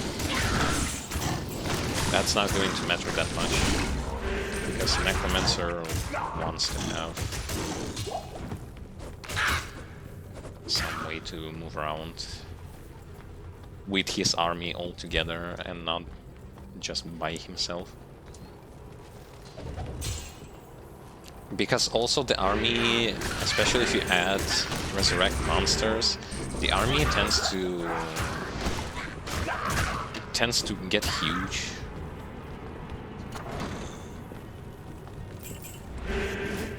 A little bit too huge. So you would want to make sure that everyone, or most of your pets, are going to be able to keep up with you. Not that easy to do if you don't have means to do so.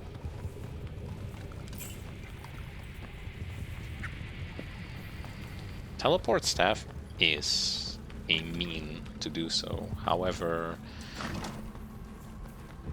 first of all, it's expensive. Second, you have to rebind always when you leave the game and go back. You have to rebind the teleport. Still don't know why, or whether or not it's supposed to be like this, but it is like that.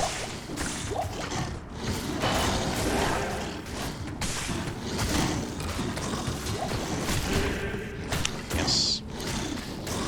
They cannot go through the door.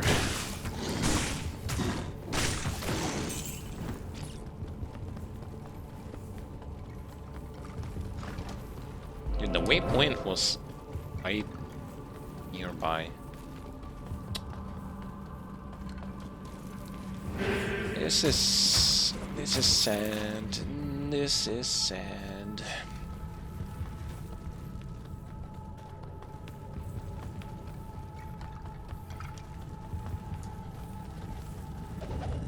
Just one more levels of catacombs and then Andariel.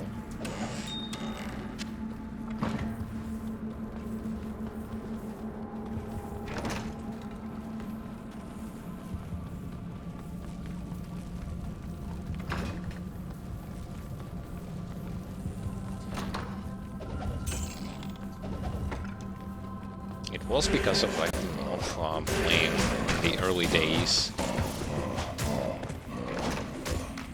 playing Diablo 2 as a Necromancer summoner, that I actually started enjoying playing the summoner class in general.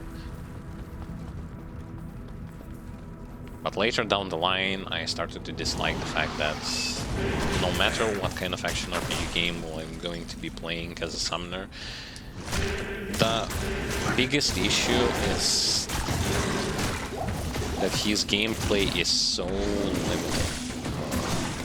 His gameplay is limited, and they just, no matter which studio it is, they just tend to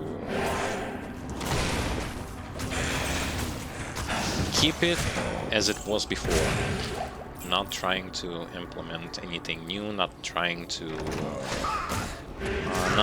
make the character more interesting to play, more proactive, just keep things the way they were before ages ago. Which is a little bit too sad, because you see how other class archetypes have improved. Say, for example, melee archetype has improved by a whole lot. And then you look at the summoner, and for the most part, he keeps the same mask all over. Like, no matter which game it is, it's the same. Like, you stand and you wait for things to get killed with your minions, with little to no proactive play, which is, to me, unfortunately, a huge downside, which oftentimes just makes me want to reconsider playing such classes to begin with. It's not that they are broken or anything like that. They can be powerful, but their gameplay is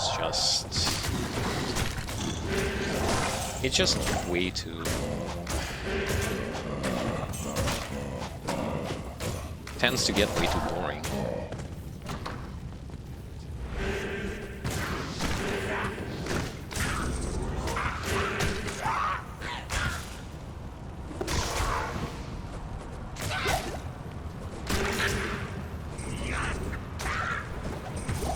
place where I like to play as a summoner, though it's not an action RPG game, it's the game called Chaos Legion. That's the only game where I literally think that it matters what you personally do as a summoner versus just relying on your pets to do the job for you.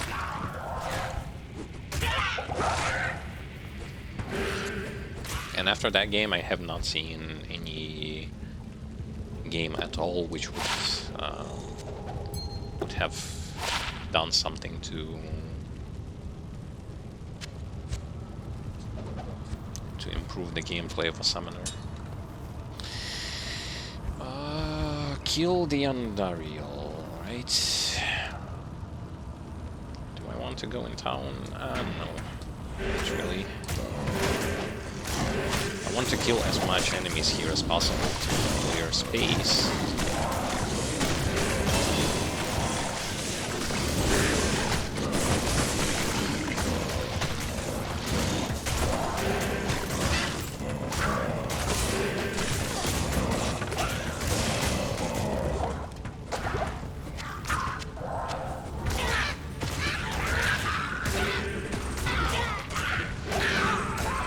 Kill the summoner!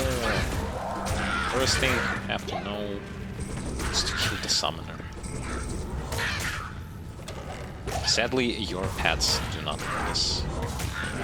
Secret technique.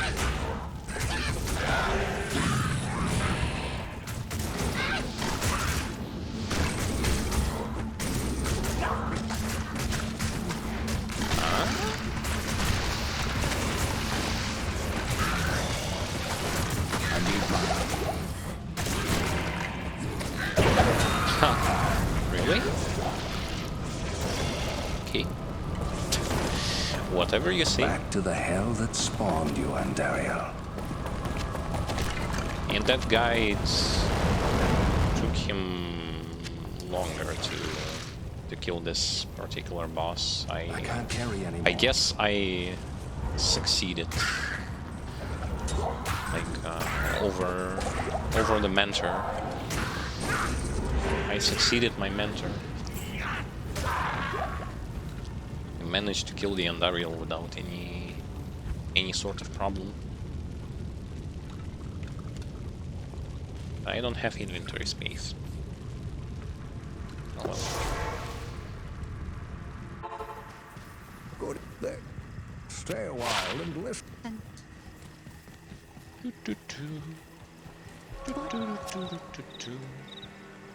Sell and sell. Keep, sell.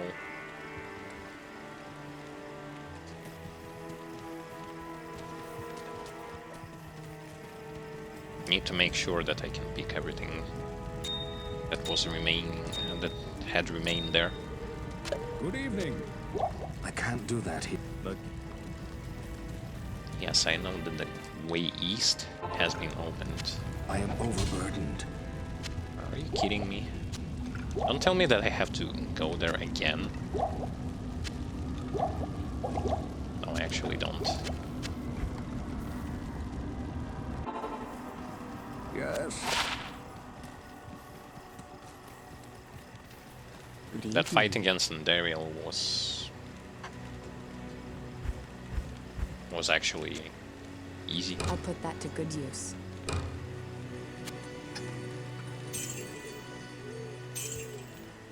On the plus side, I don't even need to buy a belt because my belt is already four lines, which is even more than you can get from the Act 2 itself. 4 lines.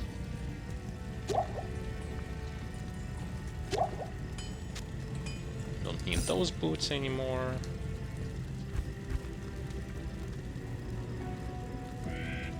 I can equip this now until I get something better. And this one is going to be given to the mercenary.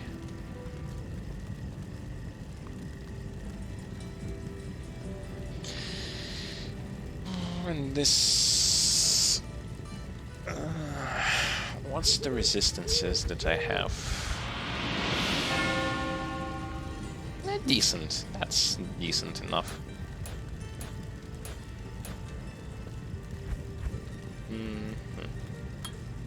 6 skeletons. Yes. Amazing. And I want level 20. Plus 2 to Necromancer skills. I want level 36 because of this. This is amazing. This is like the best in slot for a summoner. This is also one of the best in slot for the summoners. That's why I want those. I want those levels.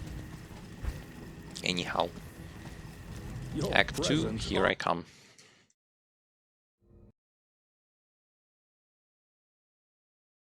Hello. First of all, I want more movement speed. And for that I need level... I don't remember which. How do I? To be able to level 25. That's like 10 levels from where I am. I've heard. I don't.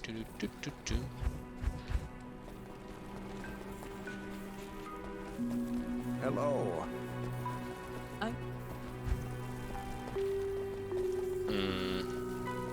Potions. Yeah, that's good. Radamant, where are you? Radamant, where are you? Coming to get him. Not in town.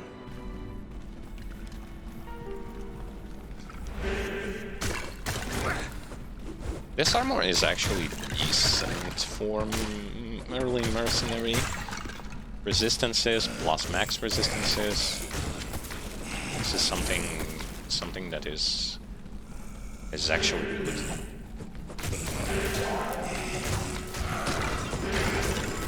Oh, don't poison me. You can poison my pets, don't poison me. Although the poison doesn't last that long.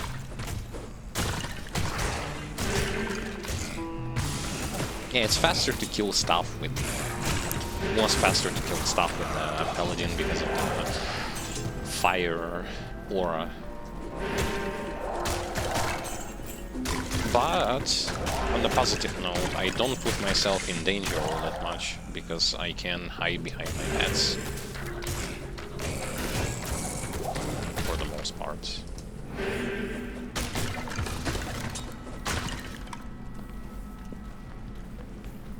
For the most part. I don't have to worry about a single thing. Except position, of course. The biggest thing that you need to remember about is the position. If you're playing as a summoner, because you tend to be squishy early on.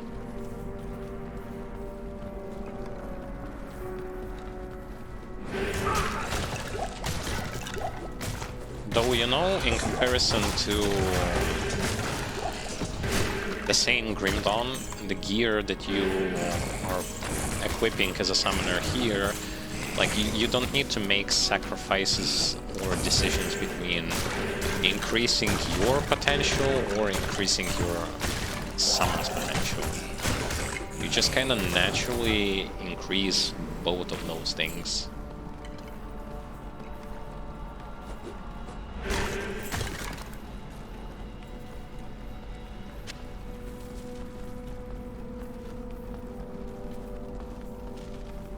So I'd say the gameplay is more straightforward, in D2 as a summoner. Not that much you need to keep in mind, not that much stuff that you need to be worrying about.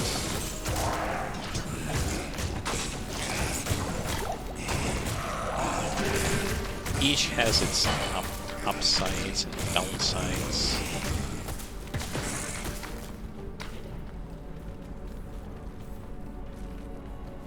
But there is less variety here versus Grim Dawn. That's... no matter how you view it, you have to understand that in the same here, say for example, all you get, like, you increase the power of you increase HP, you increase resistances, and you increase damage of your pets.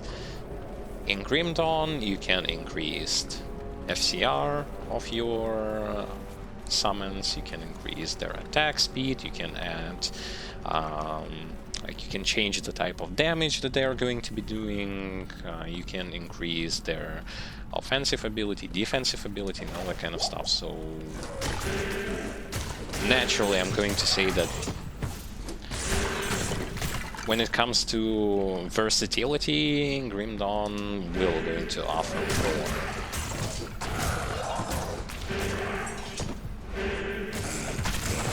To the summoners, to the summoner class in general.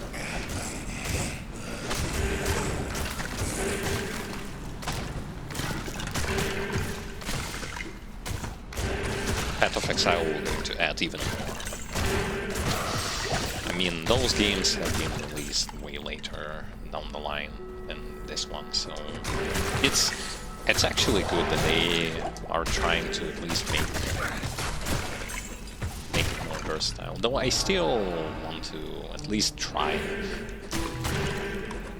to give Path of Exile a proper shot. The way how I played Path of Exile is just, it's pathetic in my personal opinion. I don't, like, I have not dedicated to it that much time, and I have not played it properly. It's a good game, but I still have not given it the proper treatment. I was toying her out for the most part. Not as devoted as I was in Last Epoch, Grim Dawn, here in Diablo 2. And I'm still waiting for Path of Exile 2. But I mean, who doesn't? Especially those who played Path of Exile 1. I mean, most definitely ready and waiting for the second game. Which unfortunately doesn't have a release date yet.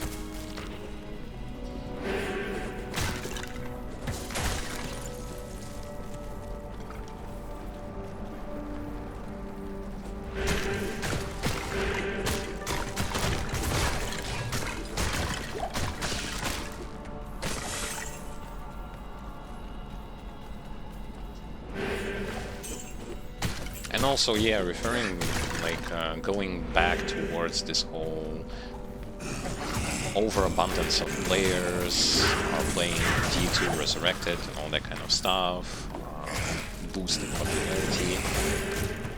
Another reason why this is not really the cause and reason for what is happening with the servers is related, of course, to the fact that, well, there is no ladder, there are no seasons. So those who, say for example, want to play seasons, they cannot play seasons because seasons are not here yet.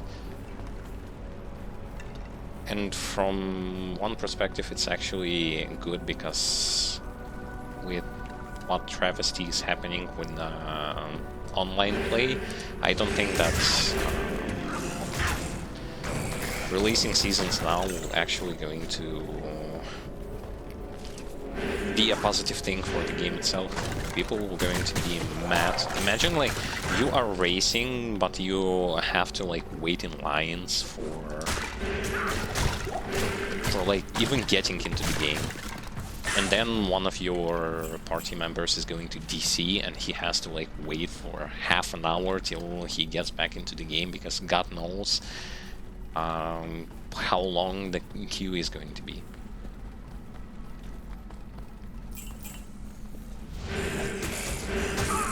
So yeah,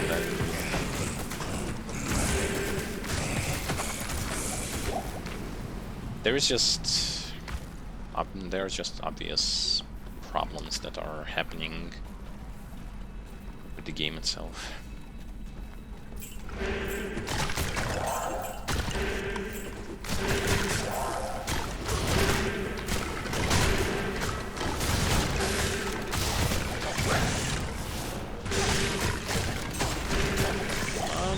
Kill them all.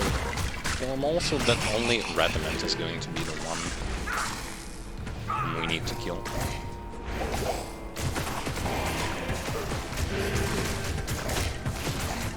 If I remember correctly, you cannot put more than one debuff on a target.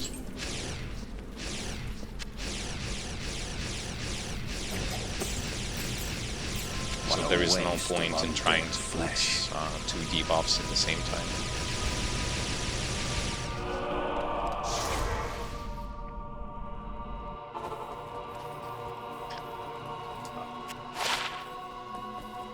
Good evening.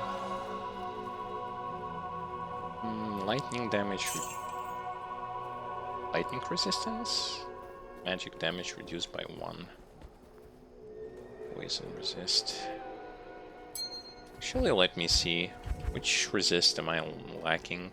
Both of them. Not good. +1 to skill. Okie dokie.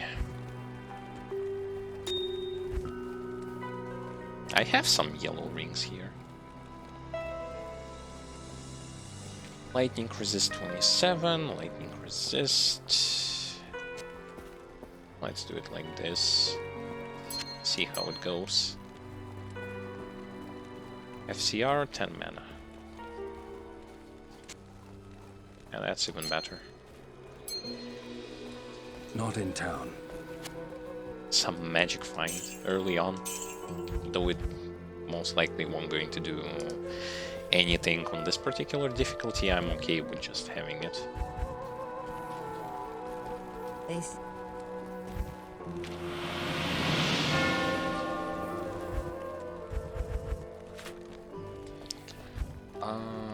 What's next?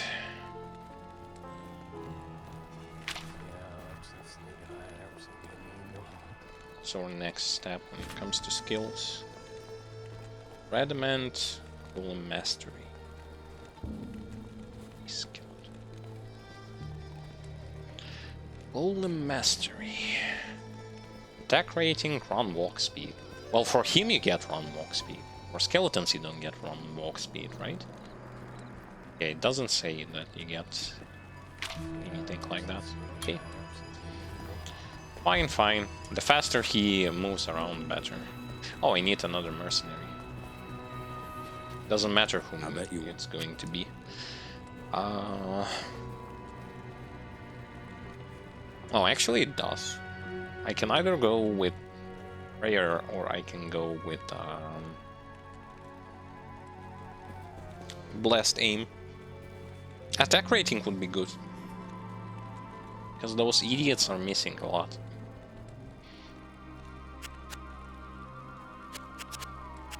But there are no level 15 with Blessed Aim. And level 14 is also good. I don't need this thing. Defiance. Defense. Yeah, let it be Blessed Aim.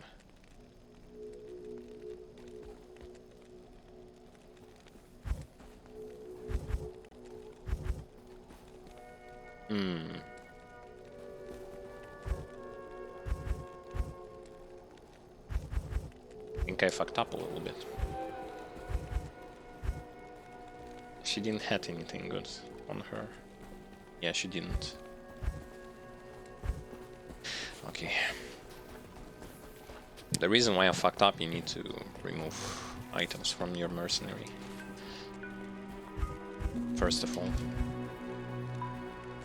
This one is for level 27. This one is for level 13. That's good. I need weapon for him. He is lacking weapon.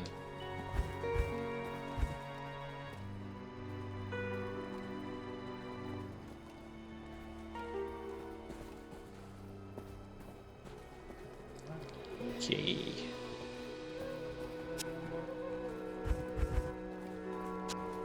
I'll put that to good use. Just something so use. that he can carry it.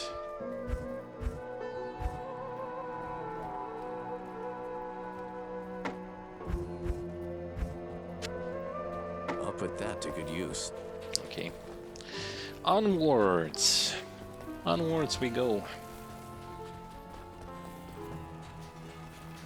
Can have 6 skeletons now. I can't use this yet.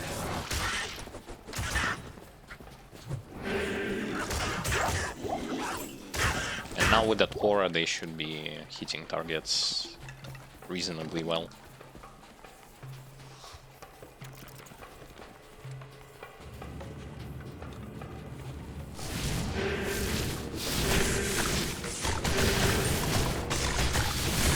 Yeah, their clear speed has been increased. Nice. 7 life, 20 mana. That's all fine. All fine.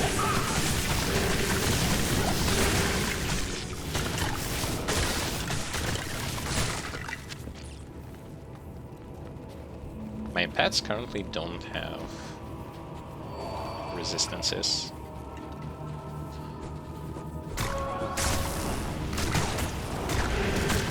Resistance isn't against anything.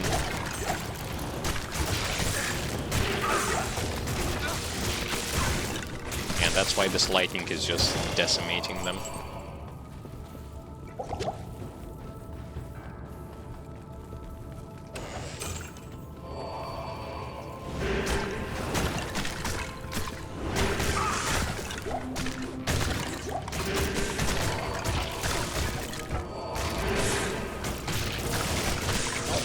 Yellow weapon. And a vulture. Nice. I have a weapon for my mercenary, which is going to be better than the one that he has right now.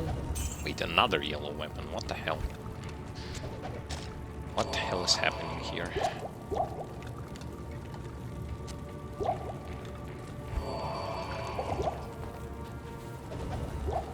First of all, how many does this have? 3. 3 sockets.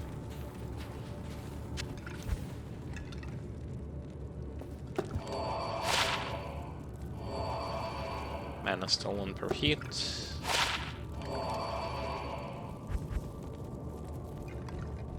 Yeah, better than mine. I'll put that to good use. This is going to be thrown away, and I didn't want to pick up arrows. I wanted this thing.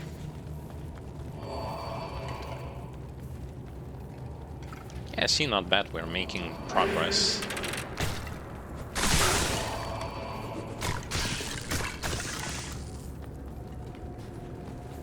Not paying that much attention to how visually the skeletons look like. They look decent.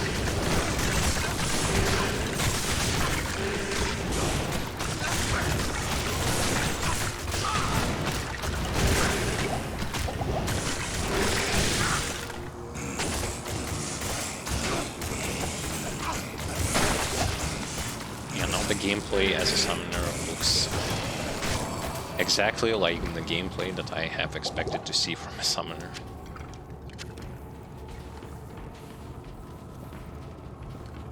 Absolutely passive. As passive as it can get.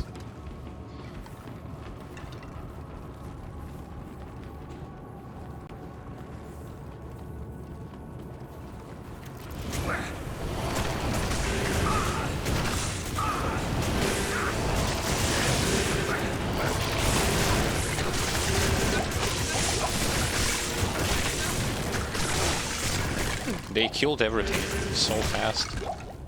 Thanks. I am overburdened. No, you're not. That's a myth. Oh, wait, he is.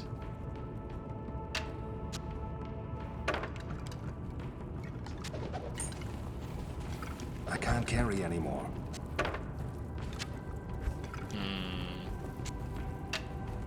Told you he is not. Light mana, give me that. Yeah, so I guess the worst thing is going to be movement around the map without any simple teleport or haste aura that Paladin had.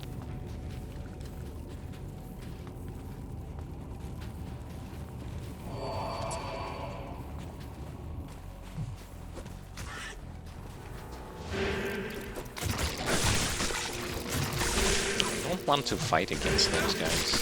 They're spreading light and it hurts.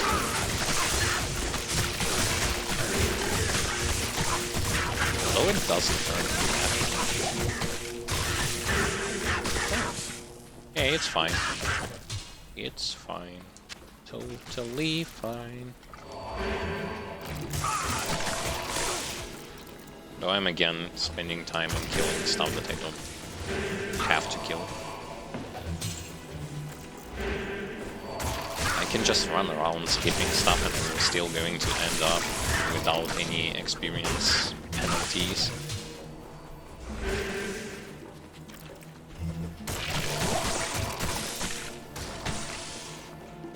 I haven't run into any too low-level experience penalties when your character is way too low-level on Paladin. I wonder if I will going to run into any with this guy.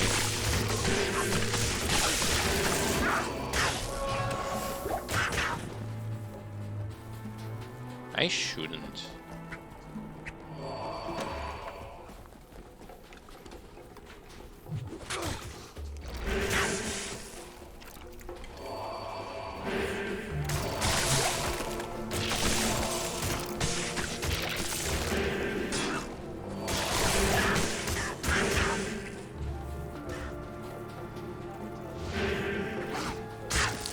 Compared to Wind Druids, well, first of all, to the Fisher Druids, this clear speed is definitely not going to be as fast. That's just something you have to understand. You won't going to kill stuff as fast as you would kill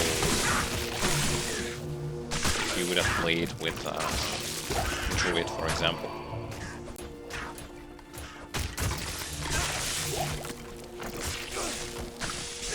Thanks. But it's fine. Wonder where have I missed? Where have I missed where I needed to go? I ran the wrong way. Almost entirely, and I forgot where are the waypoints. Stay a while and listen. I sell this.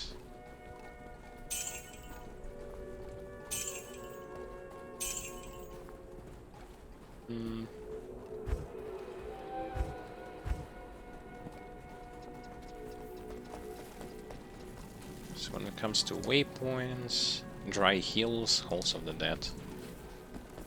Dry heals, Halls of the Dead. I always have this weird problem where I don't remember where exactly the waypoints were, in which locations.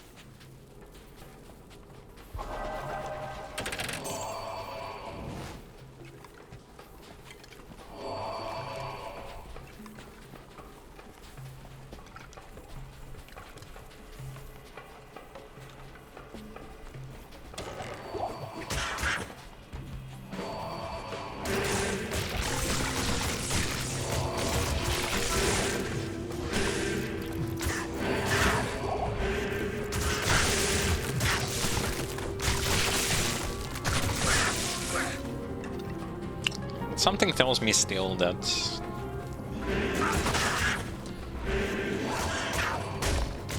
it's not that hard to do a walkthrough with a Necromancer summoner. It's just that you need to remember about certain things being negative about this this particular build. Not the character himself, but the build.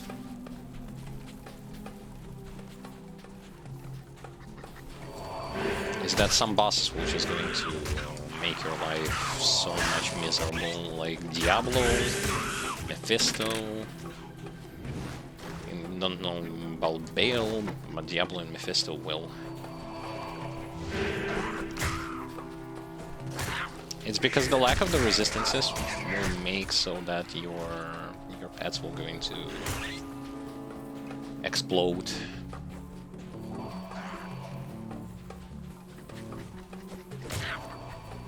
They're just going to get touched with those skills.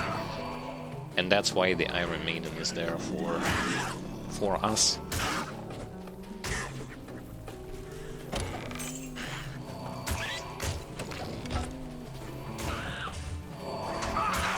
There.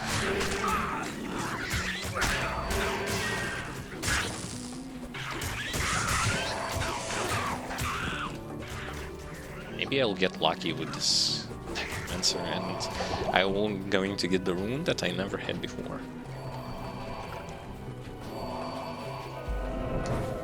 On the previous stream I literally was speaking about the fact that recrafting runes from one into another is, for the most runes, a painful experience, because they demand you to recraft something that never dropped for you in order to get something that never dropped for you. It's like, oh my god. How is this even fair in the first place? It's like you want me to create something that I need out of something that I never had.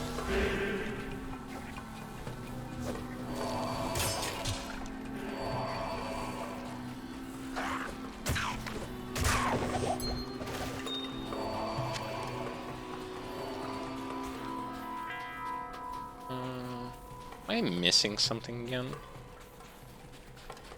Like somewhere where I needed to go and I've missed it? In Dry Hills, there was supposed to be a place where I can get the cube, Radric's cube.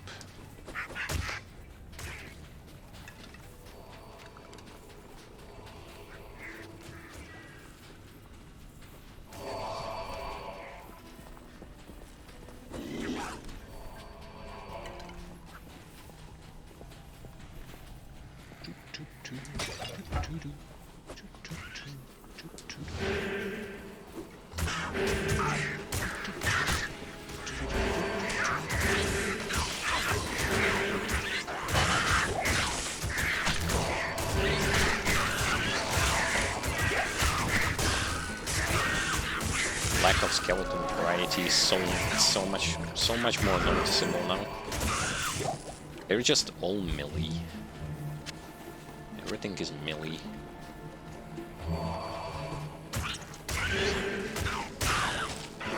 There is literally no point in getting any skeleton mages out there.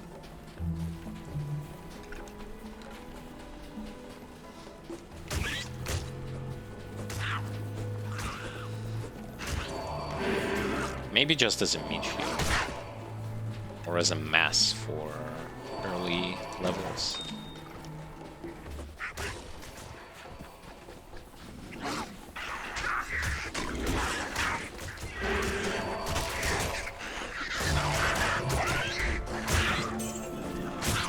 You just get there and you stand there, waiting menacingly. Also the death level too, that's what I remember.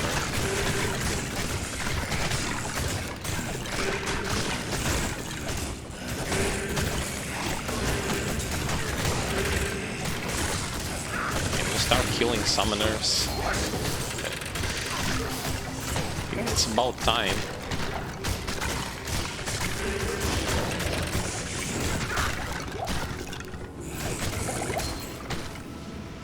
See how they can't even kill anyone. Despite all that.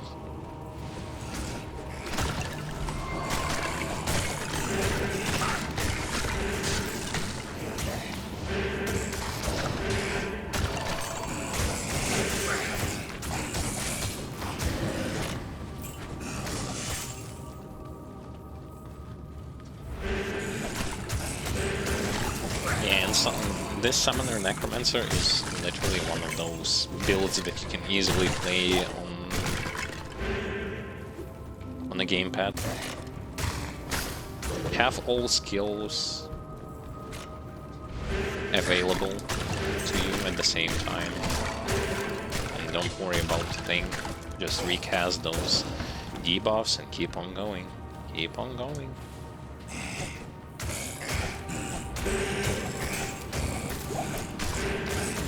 Because one thing that I don't like about playing on a keyboard is the fact that you just have to constantly switch, because you can only have two skills at the same time. You need to be switching between them, and even if you can like attach those skills on different buttons, you still have to be switching only between two skills. Let's say, for example, you play Paladin, the same Hammerdin. You cannot have the aura active at the same time while you are teleporting around or dashing around with your shield or doing, basically doing the stuff that you normally do.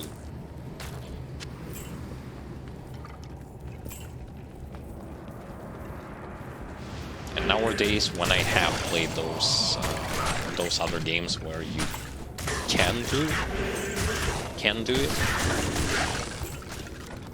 I'm literally confused as to why didn't they add the same thing here?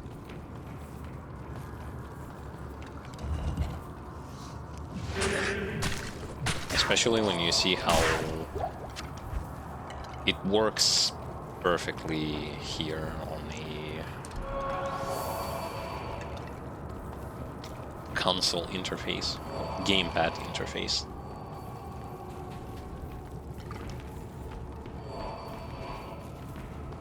It's just odd decisions.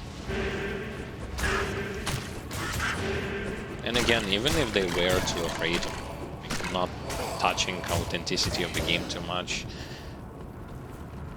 just add the choice for a player to decide, does he want to play with it or does he want to keep the old style? But have the option for everyone to choose from, not just for those who have spent money on a gamepad or have gamepad in general or are playing on a console.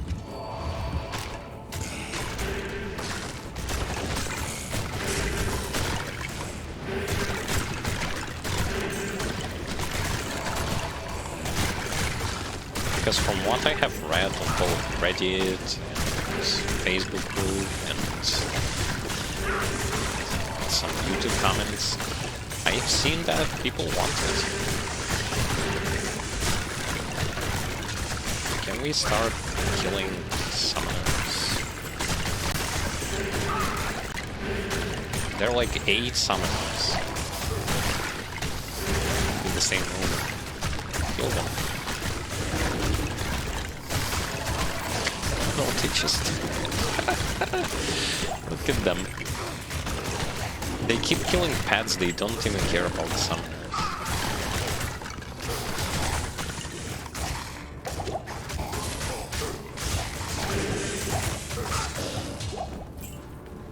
How awful. Yet no one dies, which is strange.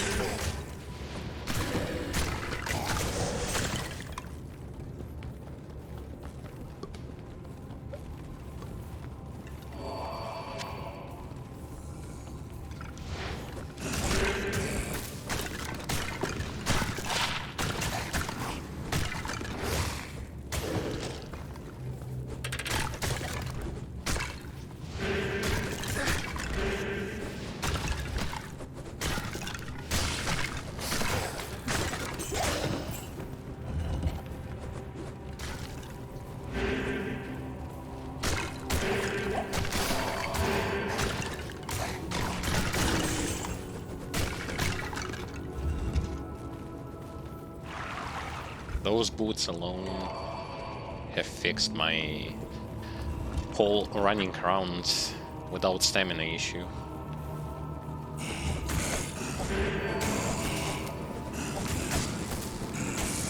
But the movement speed is still not enough. I would want more. But I don't think that I can get more. I'm not a paladin. Sadly. I have to be the one killing the summoners. Because those stupid pets will not going to do what they're supposed to be doing. They just keep ignoring the summoners and keep attacking the summons.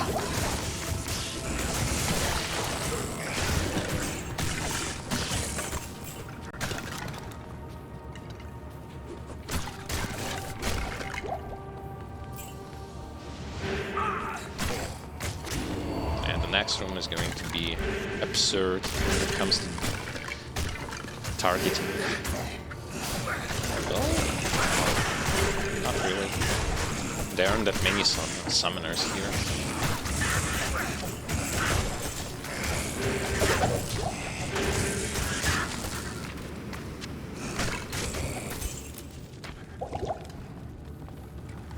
Sweet.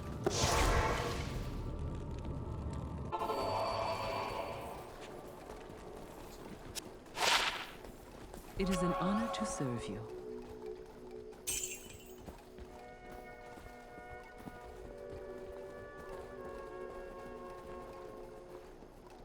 Lightning resist, maximum, nah. No thanks.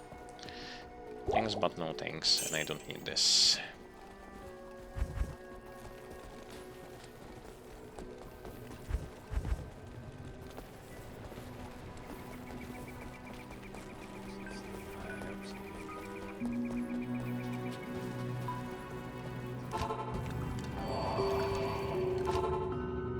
I still view this gameplay as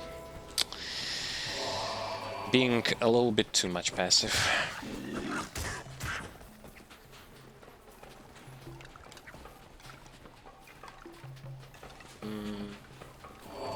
Ran the wrong way.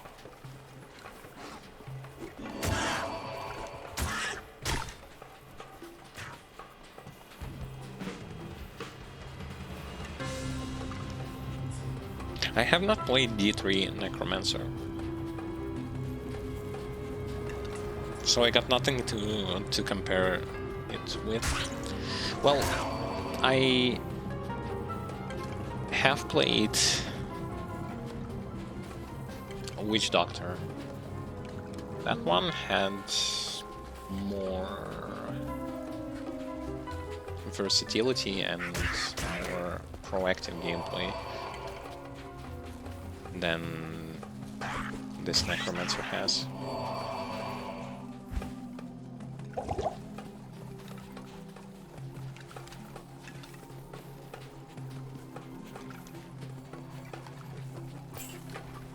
And I'm sitting here and I'm thinking, what exactly would one do to make it more versatile? More proactive.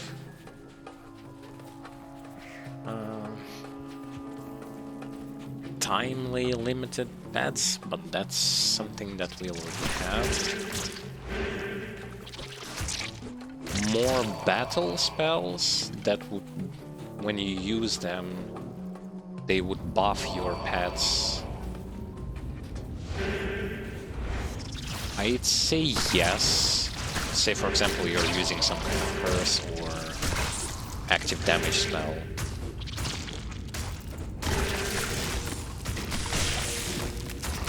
By the way, this place sucks for Necromancers as well as for Hammerdin. Your pets cannot fit into here whatsoever. Yeah, but I think that's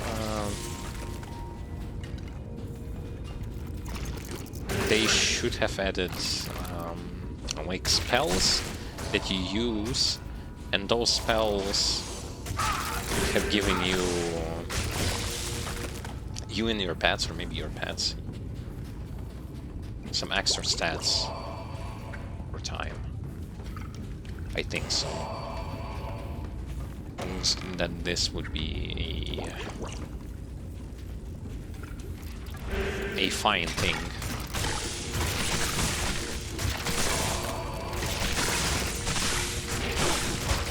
Because normally Necromancer Summoner will not going to go into damage spells besides Corpse Explosion. Obviously, because that thing does percent base damage, so yeah, he goes for the Corpse Explosion to speed up the process of killing everything with the percent base damage. However, I'm speaking about what if there would be other spells that would allow, like, you would use them, they would do some form of damage or apply some form of debuffs, but that would also temporarily increase some combat stats of your pets, or like heal your pets. I think that would be a decent thing, honestly.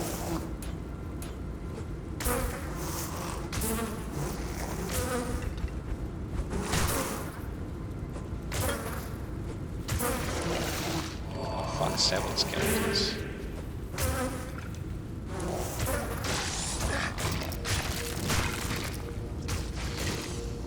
Exciting. Can't even get through. Fucking shit. Come on. Like, one skeleton and one enemy can fit in here. Fuck.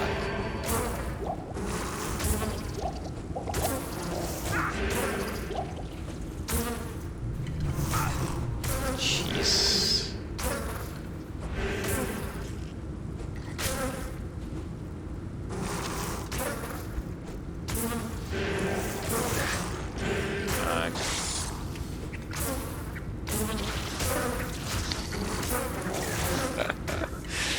No, that is so bullshit. Get me through.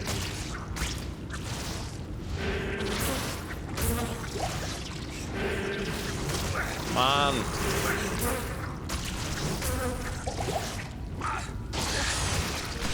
Good fucking work.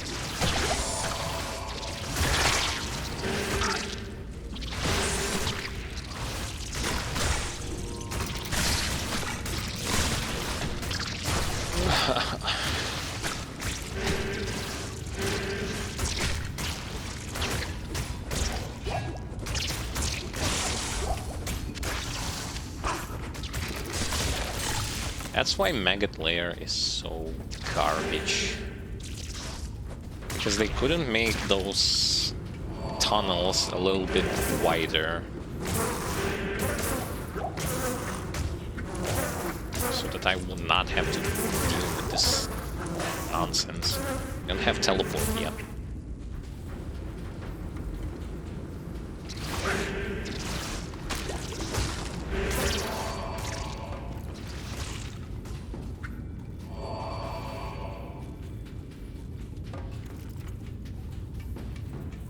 Imagine if people would need to farm this place. Gee, that would be fun.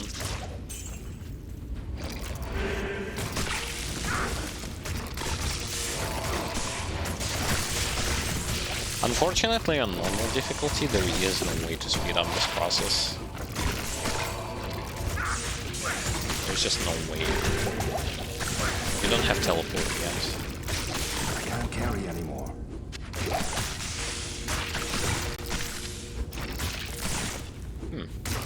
This one may work for the room ward.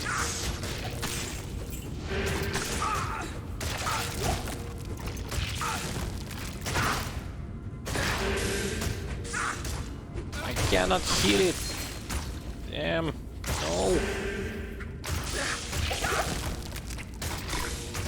Thank God for good lightning resists.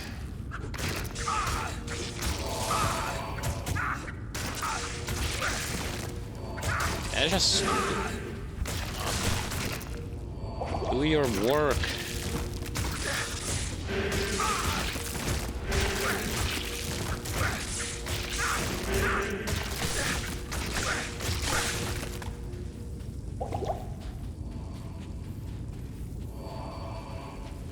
I'm actually running, I think, in the wrong direction.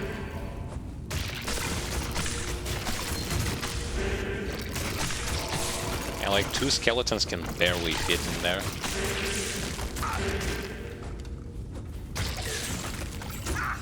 But oftentimes only one skeleton is going to perform an action, and the other one is going to just stand.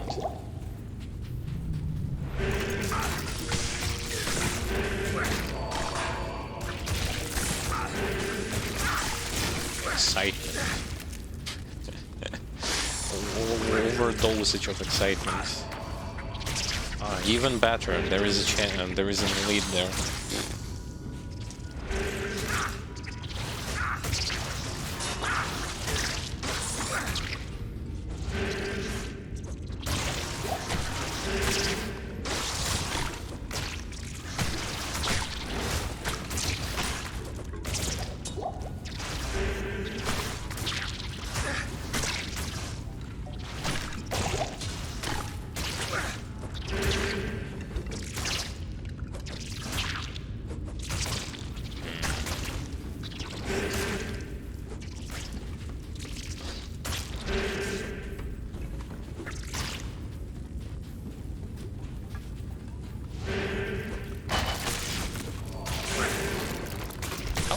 Went into the place which had so much things to deal with.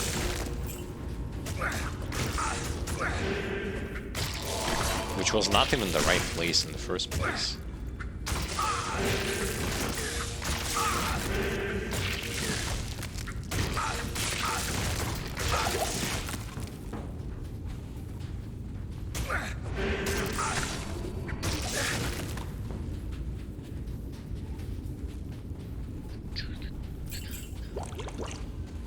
Yes, this way.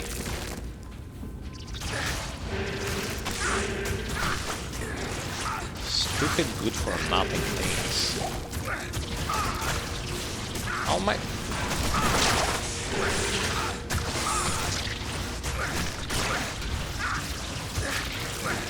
How many even...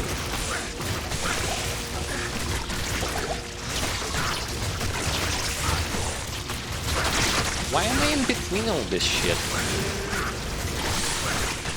And I'm teleporting all over the place just because it lags. Due to the server instability when it comes to connection.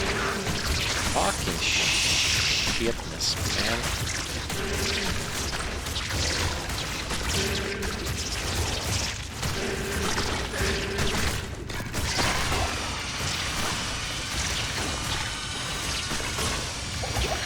It just blows.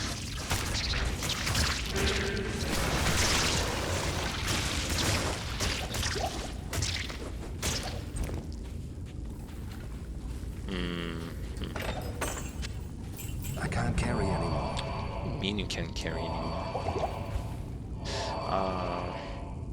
And throw this away.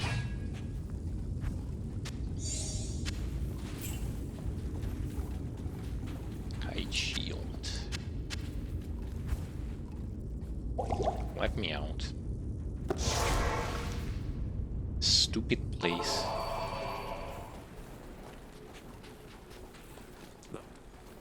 Hello. That's the most painful experience you're going to get when it comes to going as a summoner into such an obnoxious place.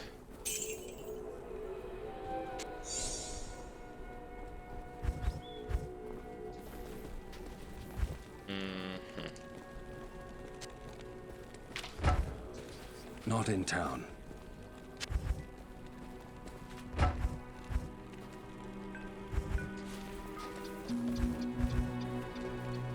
On the other hand, I finally managed to do this dungeon.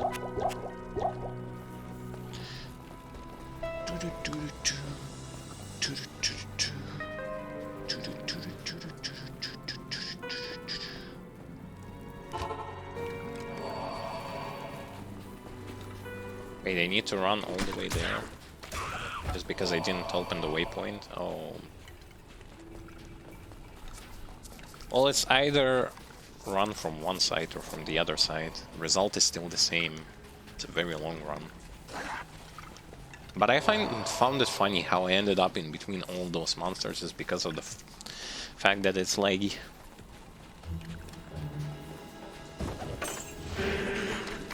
Not because I myself ran in there, but because it was laggy and the game decided, oh, you actually were inside. No, it wasn't.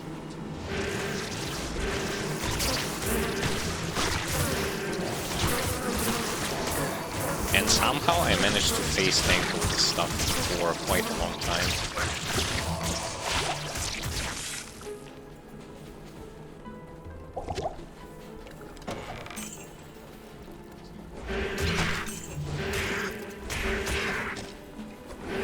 So far so good, being lucky. Lucky damn.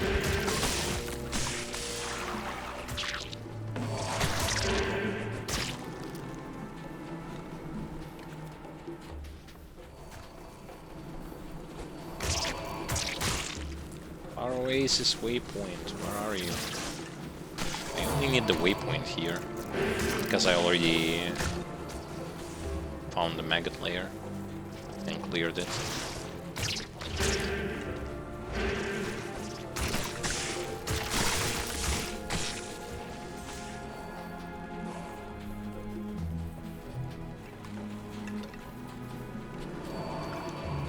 Yeah, also sometimes when your pets are going to be, like, they cannot catch up with you, what will end up happening is they were going to simply die.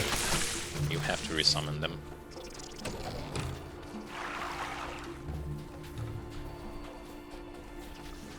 This can be quite annoying.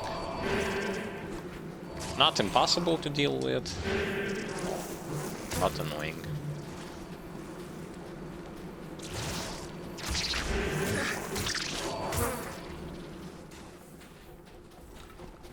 Even want to fight with most of this stuff, and yet somehow still the level is decently high.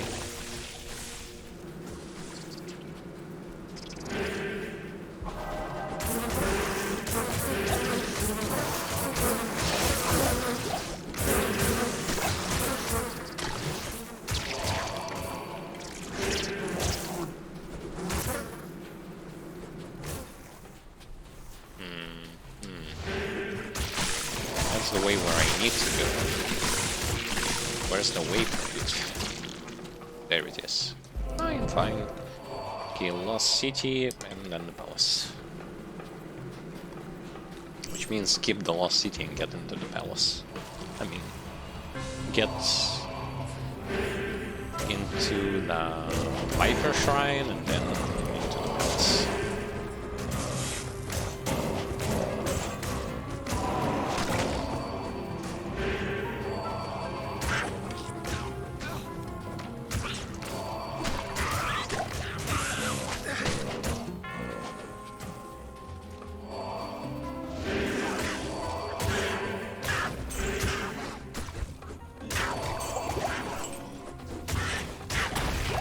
And yet there is no such thing as thing being aggroed on you. I mean, when it comes to... If you've played other, more modern action RPGs, as a summoner, you have some kind of a tank. Substitute for tank pets. Those pets are literally fulfilling the role of being a tank for you. Here, say for example, like Golem fits to this role, but due to the fact that it's all on such a basic level, that even though he is a tank, he is not really a tank because he doesn't really aggro anything. This place is as dark as a tomb. He's just... Well, they attack him, but only if he gets close, but at the same time they attack you if you get close. They attack your skeletons if they get close, so it's not like... It's like everything is a tank. The tank is the one that gets in the face, I guess. Can be is how you can describe tanking in this particular game.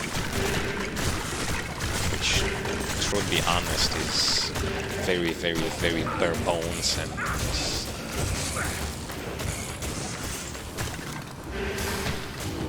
something that doesn't make me that excited. But I mean, regardless, excited, not excited, I'm just stating that the way things are in this particular game. Don't discover America or anything like that, or saying something that's is going to make a whole lot of difference for you. It's just that me speaking from a perspective like how it is in other games and how it was in this game.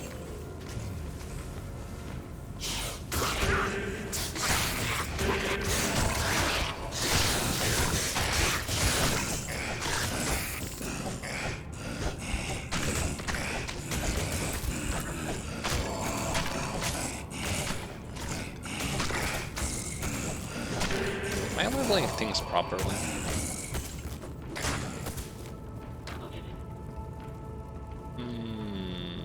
Yeah. Till level 20. No, till level 20, 21. I need to level this thing.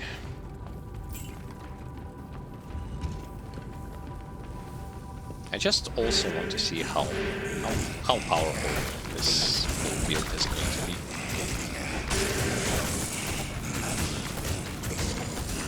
In the end of things. It's an S tier rated build for a reason, but I want to see exactly what's the reason hiding behind this thing being S tier.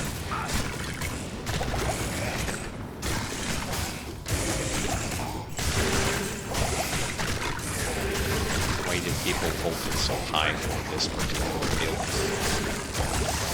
in comparison to other builds? Can you fucking hit those things? Jeez. It's like just how there is no town button or aggro thing in general.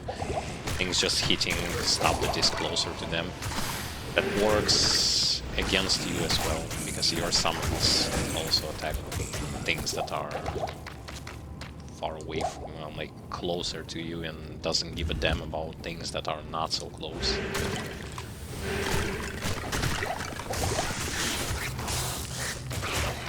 Dude, this poison is so bullshit. Stop it.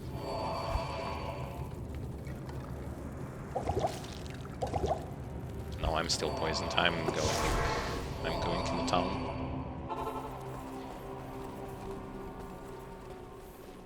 Good day. Hello to you too, and welcome.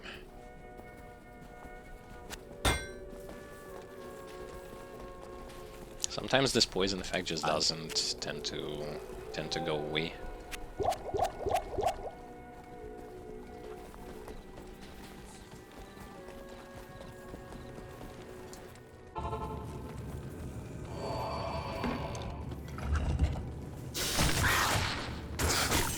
Most important thing to know is that the poison, it can leave you with 1 HP, but it will not going to kill your character. Like, you will going to remain with 1 HP, but you will not going to die from it. It's like 1 HP save zone. Don't remember if it works the same for the mercenary save, but when it comes to the character, you cannot die from poison.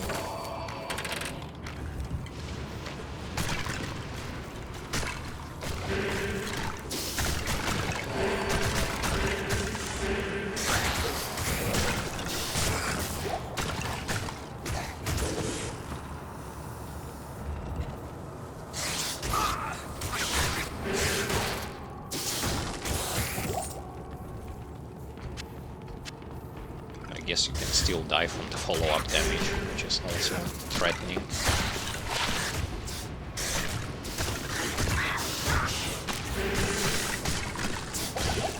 Yeah, because with Paladin, the thing that remains there is to just farm for very pricey and kinda rare equipment and runes, such as stuff for Enigma and Shaco and Heart of the Oak Sage. Basically, just the endgame gear and something that is going to be used for most other builds. And those things, like farming, I've decided to leave for the off-stream stuff. On stream, I'm just going to be leveling up characters, new characters, trying out new builds. Something that is not so time-consuming. Something that is also enjoyable to do because you get to try various things that you have not tried before.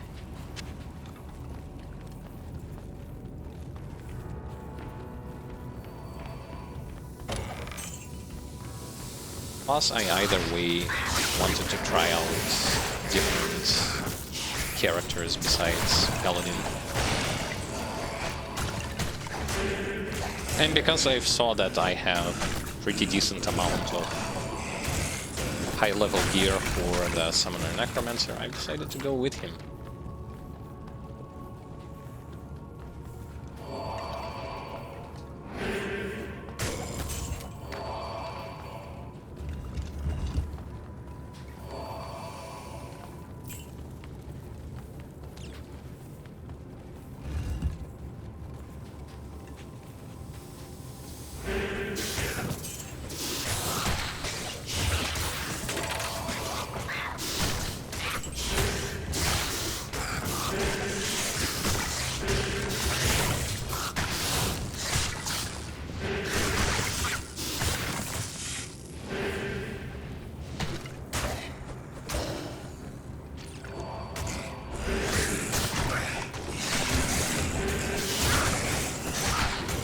Generally speaking, when it comes to summoners builds, they tend to be on a less gear-demanding side of things. The gear makes you stronger, yes, but at the same time, you don't need like absolute best equipment to be able to get yourself into the end game and start farming there.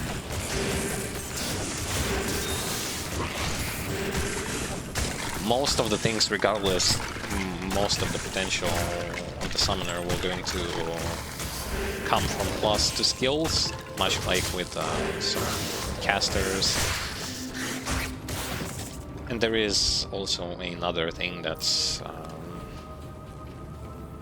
revive monsters exist, blunderbuss exists if you ever going to have some kind of problem with killing bosses. They will going to help you out a lot. So it's not like you need a specific set of equipment just to go from difficulty to difficulty, which is why a lot of people may recommend a new player to play a new Summoner Necromancer.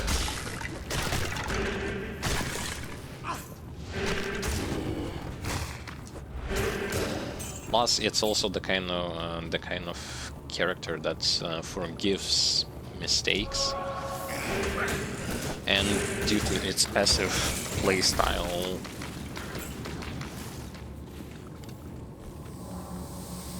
you have a lot of time to analyze the situation. You also can use your summons to protect you from range attacks of the enemies, which is something that pretty much all of the melee classes are lacking. They have to just face tank everything. Summoner, on the other hand, just soak a lot of damage, hiding behind his summons, which is nice.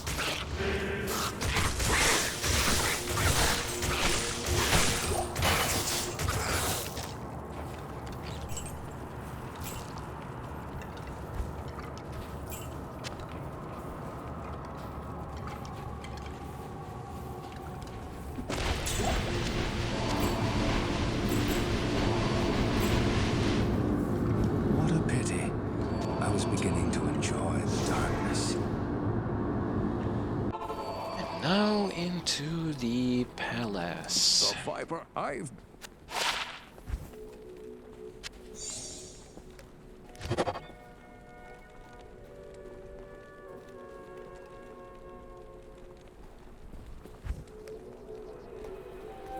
How may I help you? Summoners have always been something that you would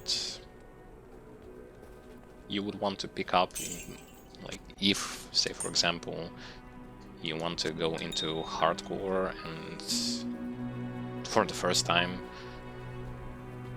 and you want to go as deep as possible into the hardcore difficulty. And it's mostly also related to the fact that it's a safe class compared to the rest of the cast. It's a very safe class that is not so gear dependent, that can protect himself quite well with his pets. Sure, at the beginning you might face some difficulties, but progressively you will going to make your life easier and easier. Plus, in Diablo 2 there is also a presence of such a powerful curse like damage curses like Damage Amplify, as well as Iron Maiden, and the fact that you can literally spam Golem, apply Iron Maiden, and let the boss kill himself just by killing and attacking your Golem multiple times. And at the same time, you are also tend to be always safe because of the fact that aggro system here works in a fashion where whoever stands in the face of the enemy or a boss is going to always be the one who is going to get attacked by that target. This literally means that as long as you keep something in the face of your enemy, you will not going to be the victim in this case, and you will always going to be protected. It helps a lot, especially on hardcore, where maybe like your resistances is lacking, or maybe you will going to get unlucky, so that the enemy will not going to kill you. You can always put something in front of him, so that he is always going to be busy dealing with that specific target. The thing, however, that's makes it a little bit harder for summoners to play here in comparison to some modern action RPGs is the lack of button, which is like pet attack command, which is the button that is working in a fashion where you order your pets to attack a specific target. Like if there would have been such a button here, that would be just simply amazing, because you can, instead of relying so that your pets will going to attack a target that you want to attack, can order them to attack a specific target. Well, at least in Grim Dawn it used to work like that. Skill points are pretty simple when it comes to their distribution.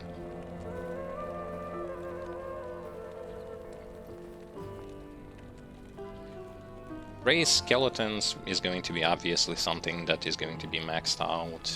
Skeleton Mastery is going to get maxed out. A Corpse Explosion later down the line is also going to get maxed out. Some points will going to be placed in Revive, some into Summon Resist, into Skeleton Mages, not so much, but some of those.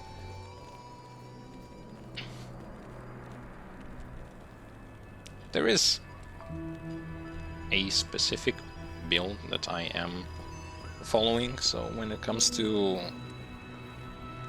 skill points and stat points distribution, I am secure, like I am ensured that this will going to work out pretty decently enough.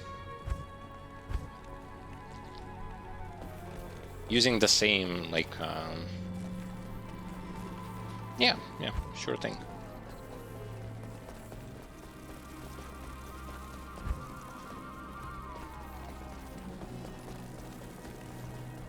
Not in town. When I have heard. You may enter. Not in town. Into the palace. Palace, Arcane Sanctuary, and then straight towards Duriel.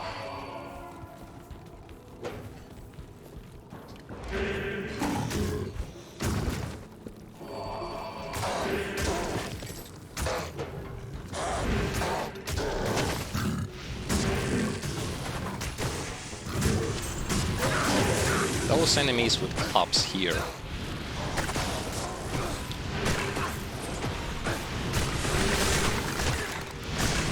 are your key in succeeding against some boss fights, Nightmare and Hell difficulties, because they have that percent base attack.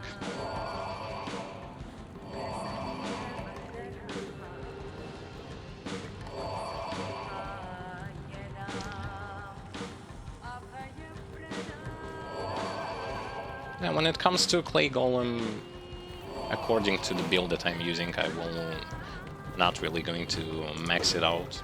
Well, he will going to get a lot of points regardless, due to how many plus skills I will going to have from my equipment, but I will not going to go like too much into leveling him up. Much like with Skeleton Mages, focus on other things instead.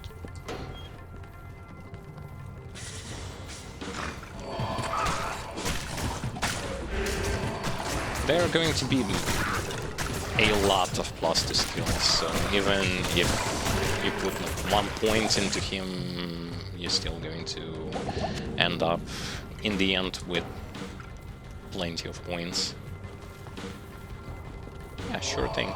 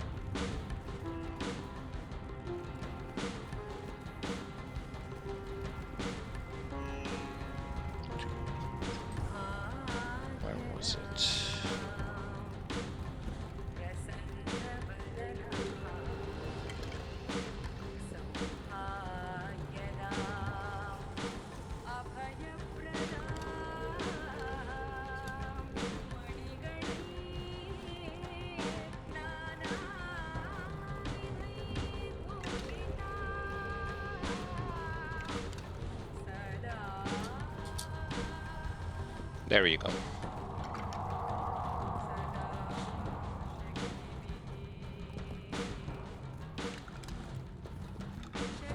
It doesn't only cover the Necromancer build, which is for the summoner, it also covers a build for a Bonemancer. And outside of that, there are plenty of other builds out there on that particular channel, one of which that I've been using with my Hammerdin.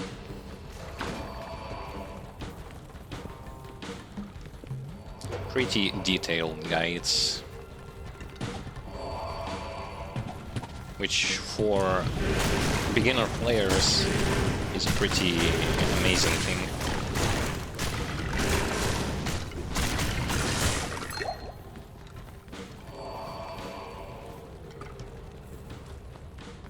I personally tend to like when if someone makes a build, he is doing it in a fashion like he brings you through the entire process of it, or through the majority of stuff.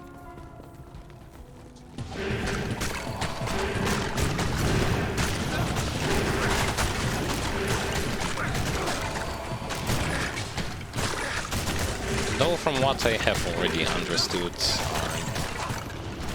build making in Diablo 2 is not as complex as, say, for example, Path of Exile, where you need to initially, especially if you are a beginner player, you need like a whole manual to understand what is even happening here.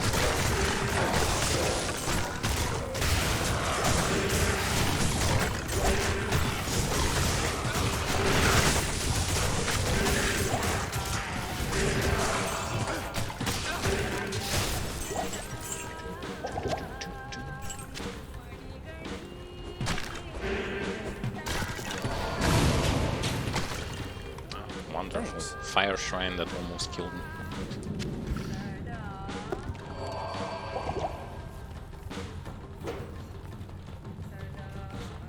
Palace Cellar 3 is you need to be. There isn't going to be any Palace Cellar 4 or something like that.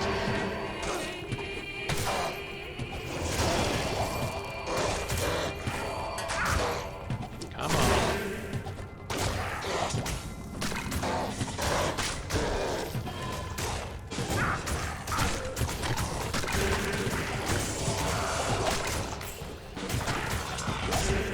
Golem ended up blocking the passage, so other skeletons cannot get through.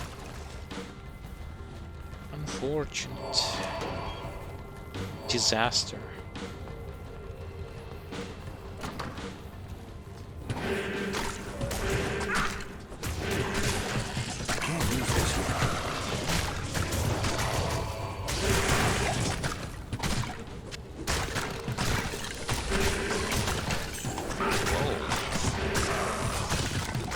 That's a lot of enemies.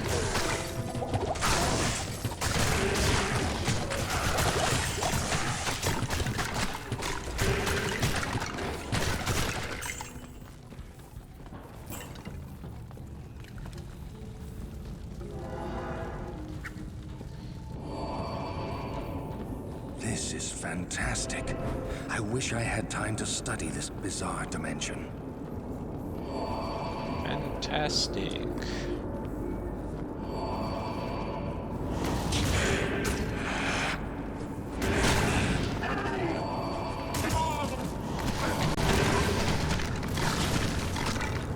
No, it's not fantastic. They're always being stuck again.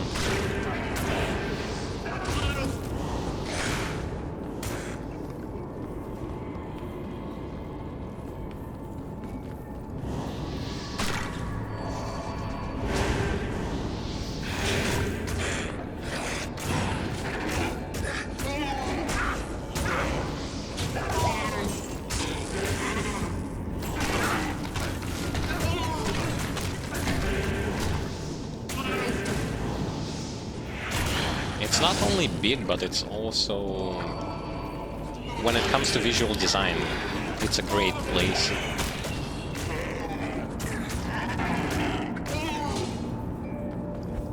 However, there is one problem if you play a summoner here and not having a teleport yet. Everything just tends to get stuck. And only like one or two skeletons can get through.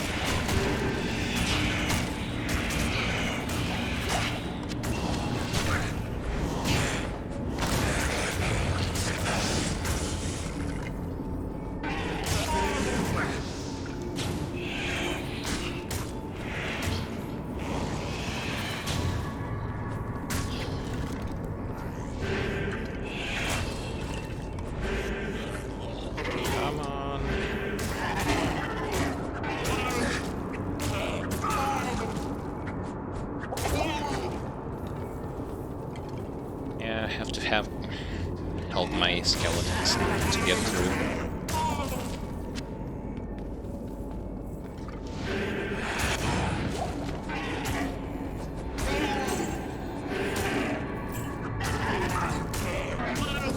Almost as annoying as a Viper, not the Viper Slayer, but the Maggot Slayer. Almost.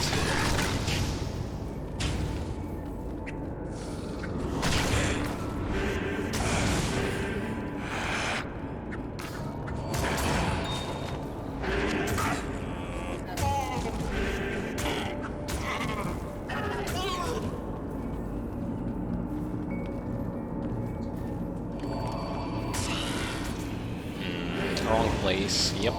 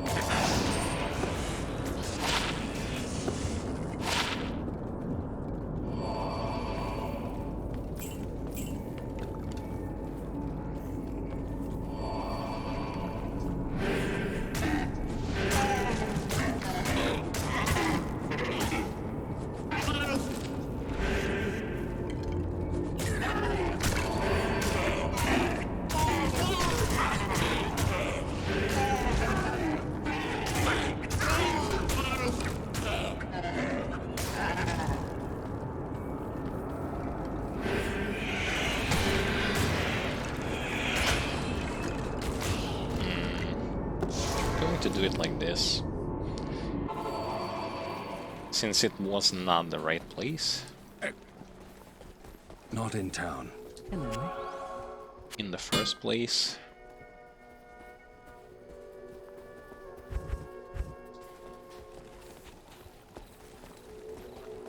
I'll buy some more potions. And learn.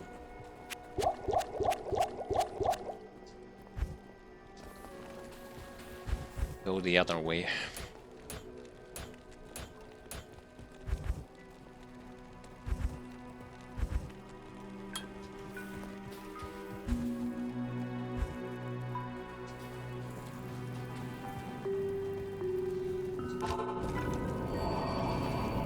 So I went to the right, now I'm gonna go here.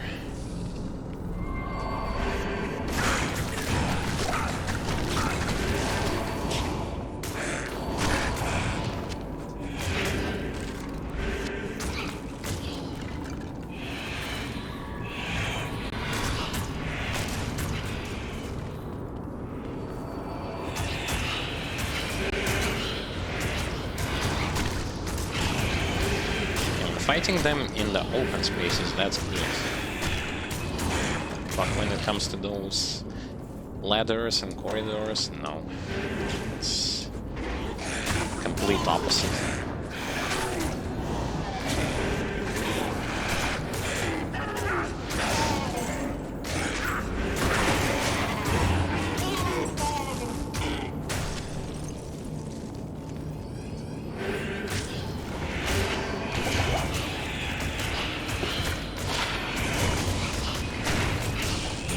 was already something that I had before.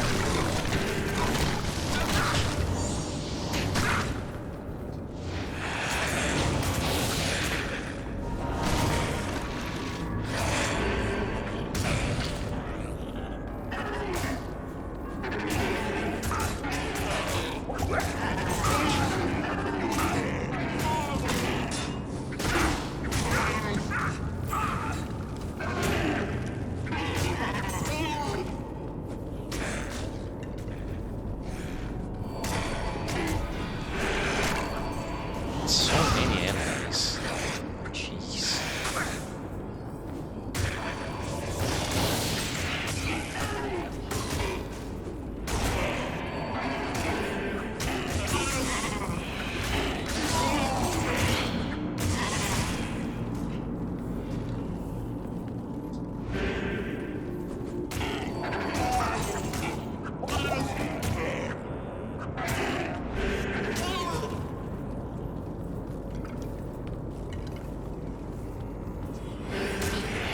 Definitely need to teleport for this. Takes so much time to deal with them. And that's also not the right place.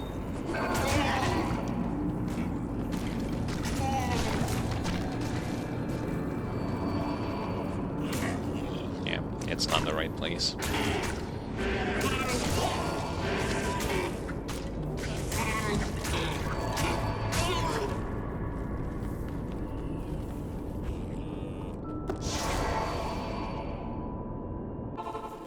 How about to the left?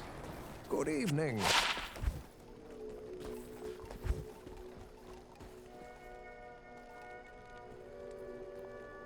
I can get rid of this.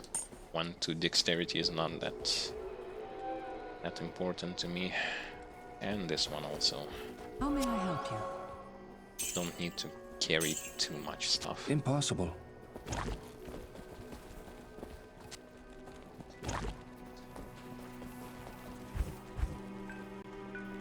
Oh, actually, I can wear this thing now.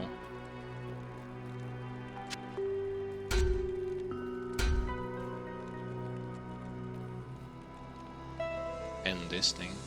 Yes. Nice. The next set of equipment. Level 36, 27. Yeah, for 25.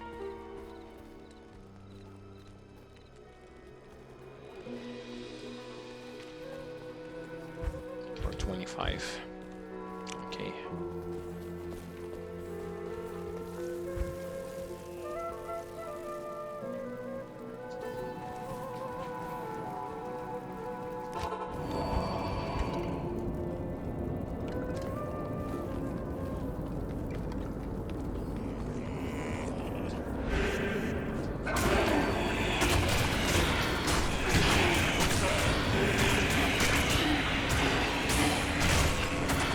Wait, this thing has more attack speed. Hey.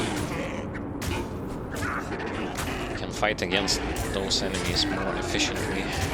Or no.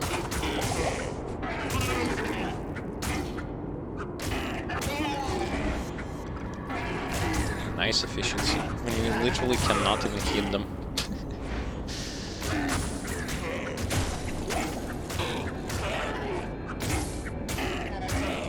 Skeletons.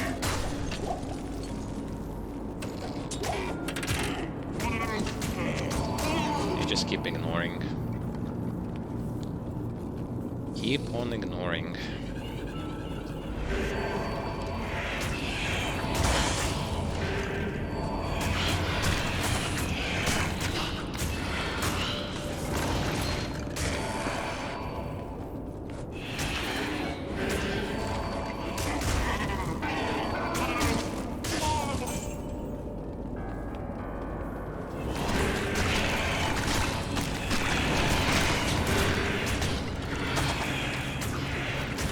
This is awful.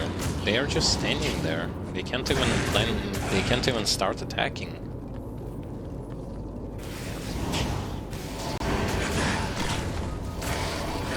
most part, they will just keep on standing still.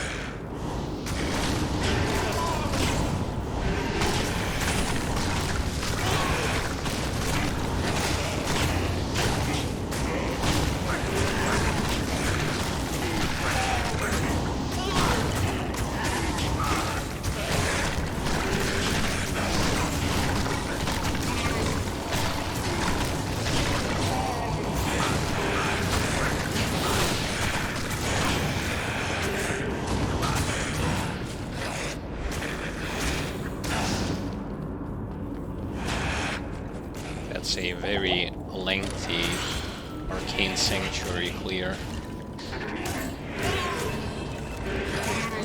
For obvious reasons.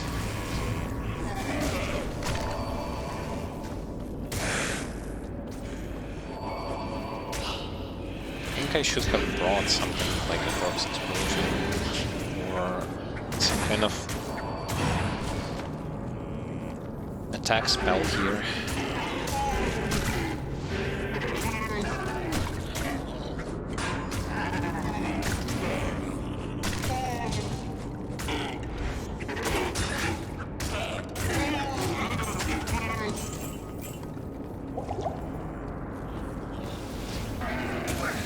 Wait, this was also the wrong way. Oh man. That's awful. 3 guesses, 3 fails.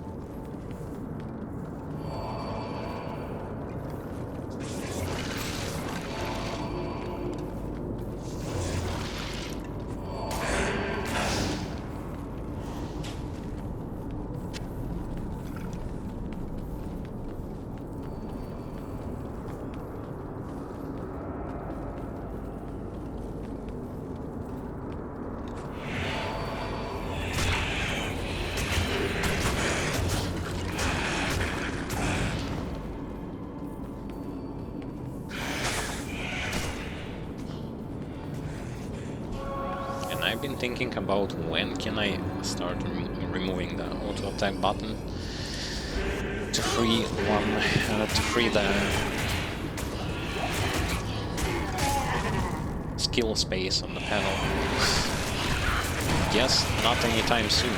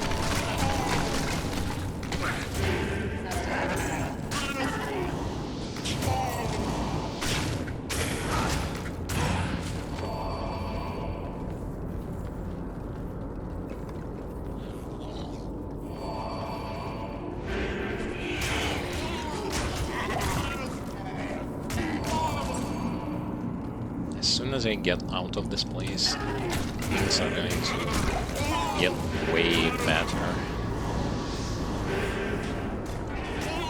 Just that sometimes you have to struggle a little bit to get to places like this. Yeah, there is the summoner. The summoner or the beach? The summoner.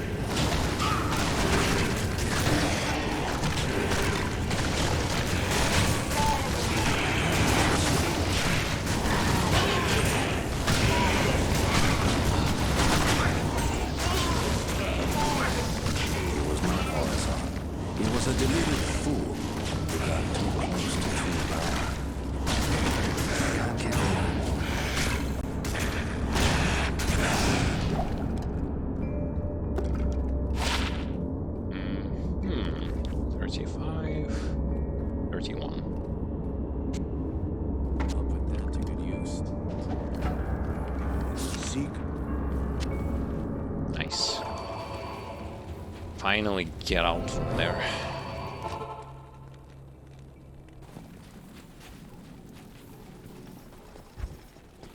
No more of such places. I feel.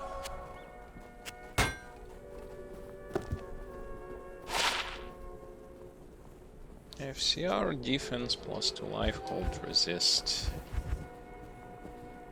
Nah, my mercenary already has a rune ward in his helmet, so I really don't think that should be changing anything. Greetings.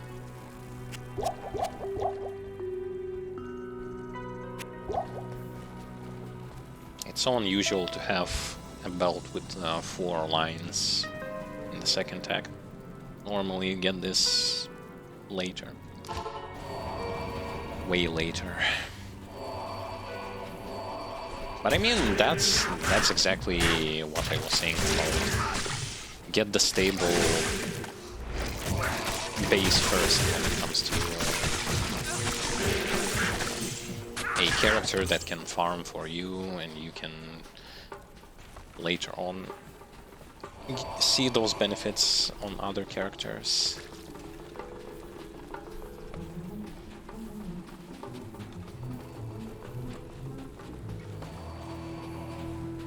Because the same Leoric stab that I got it while farming Compelling.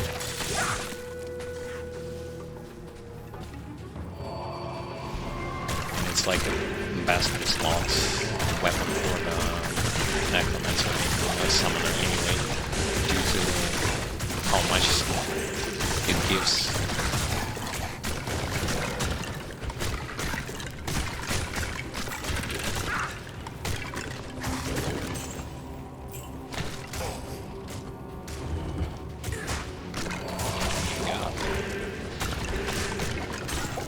Undead versus undead. And everyone falls victim to fighting in those confined spaces.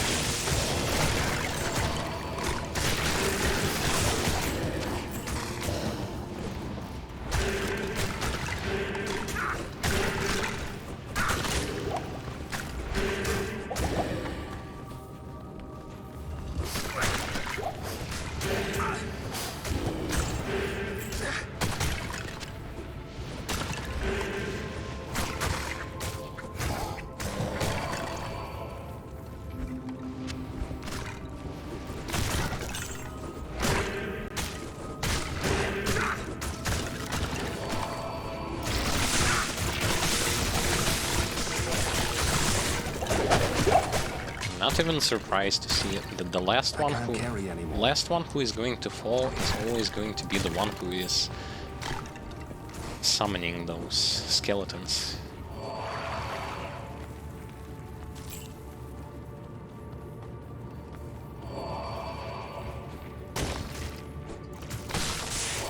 I want to open the door. I want to fight against those things.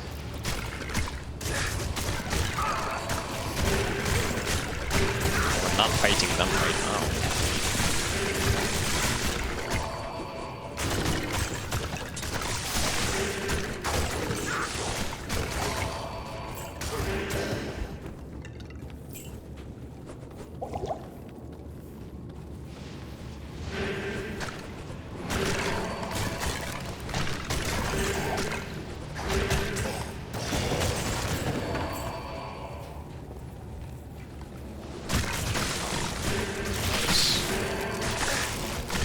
Came to the right place for once.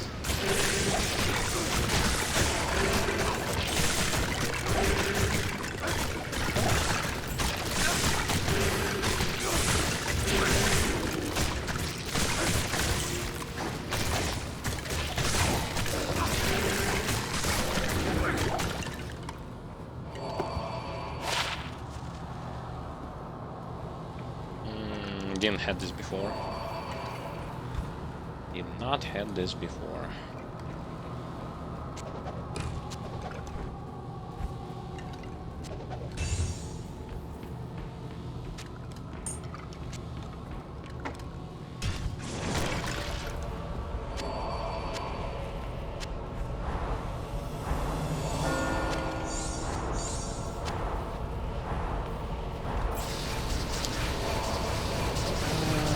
This should be enough. Yeah.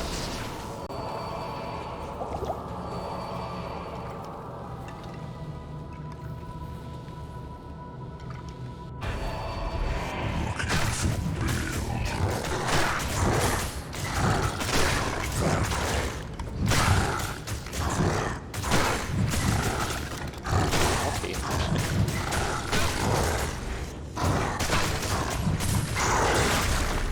Okay.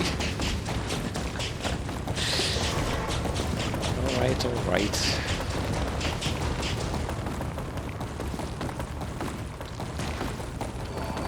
I am overburdened. Well, he killed like 4 skeletons. Greetings. You But that didn't matter too much. He was already doomed. Not in town. How may I help you? I'm actually, like, to be completely honest, when it comes to yellow jewels, I managed to get, like, one on the Paladin through, and that's me, who went through 3 difficulties and farm quite excessively, and I think, yeah, with those 2 here, that's like 3 yellow jewels so far. They are very rare from what I see. They are extremely rare.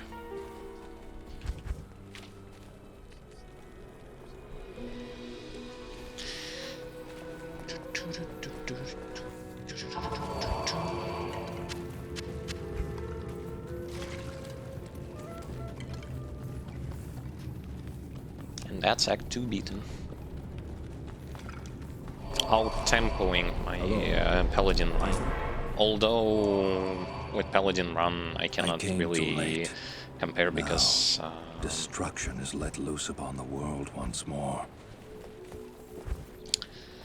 Paladin run was done with me listening to all the dialogues, watching cutscenes, and all that kind of stuff. Plus, I didn't had gear to use.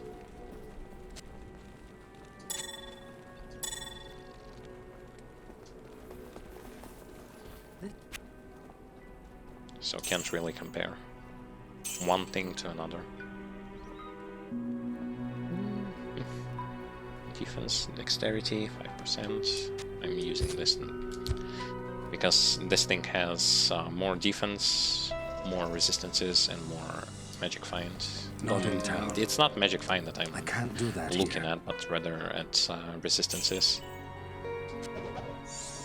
I still tend to value resistances a little bit too much, except cold resistances. Though even cold resistances can be fixed easily.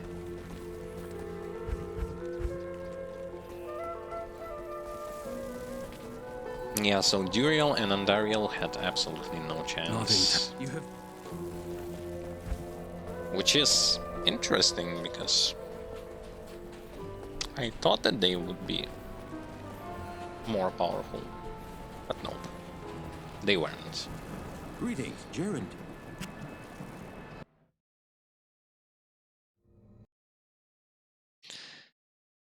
Act 3. Well, yes. Act 3.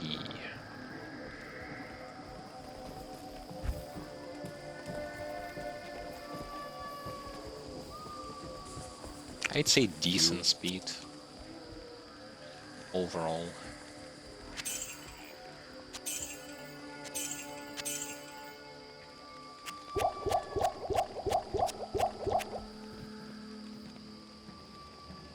not so many problems when it comes to dealing with enemies and bosses.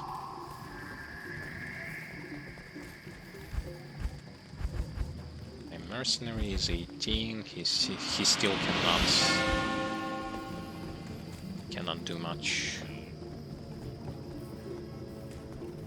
I can't Hello? really equip anything on him as if right now.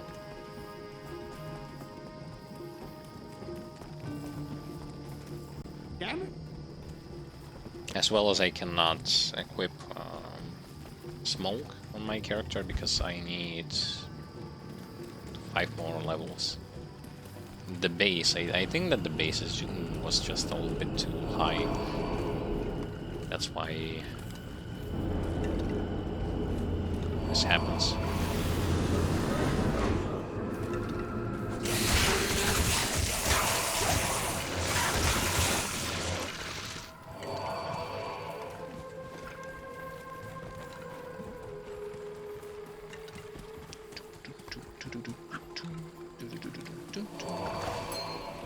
Ring.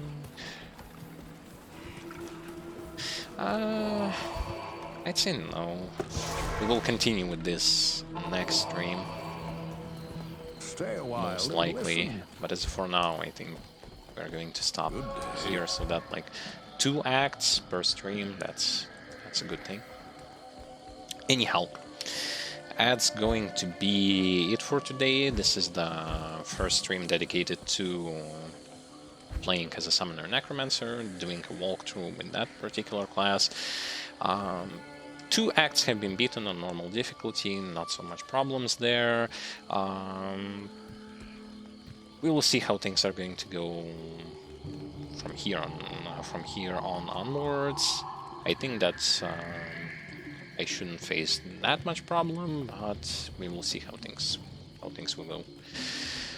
If you've missed this part, or me playing as a Hammerdin, some of those are on our YouTube channel, as well as highlights that my brother is doing, and his edited videos, as well as his walkthrough can be found on our YouTube channel as well, either in form of video on demand, or again like highlights and other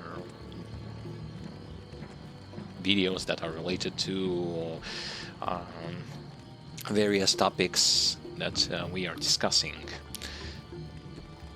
Social media links are also there for you if you're interested in those social media links, as well as link to our Patreon if you're interested in receiving content 1 week ahead of schedule, or if you just genuinely want to support our channel and what we are doing here.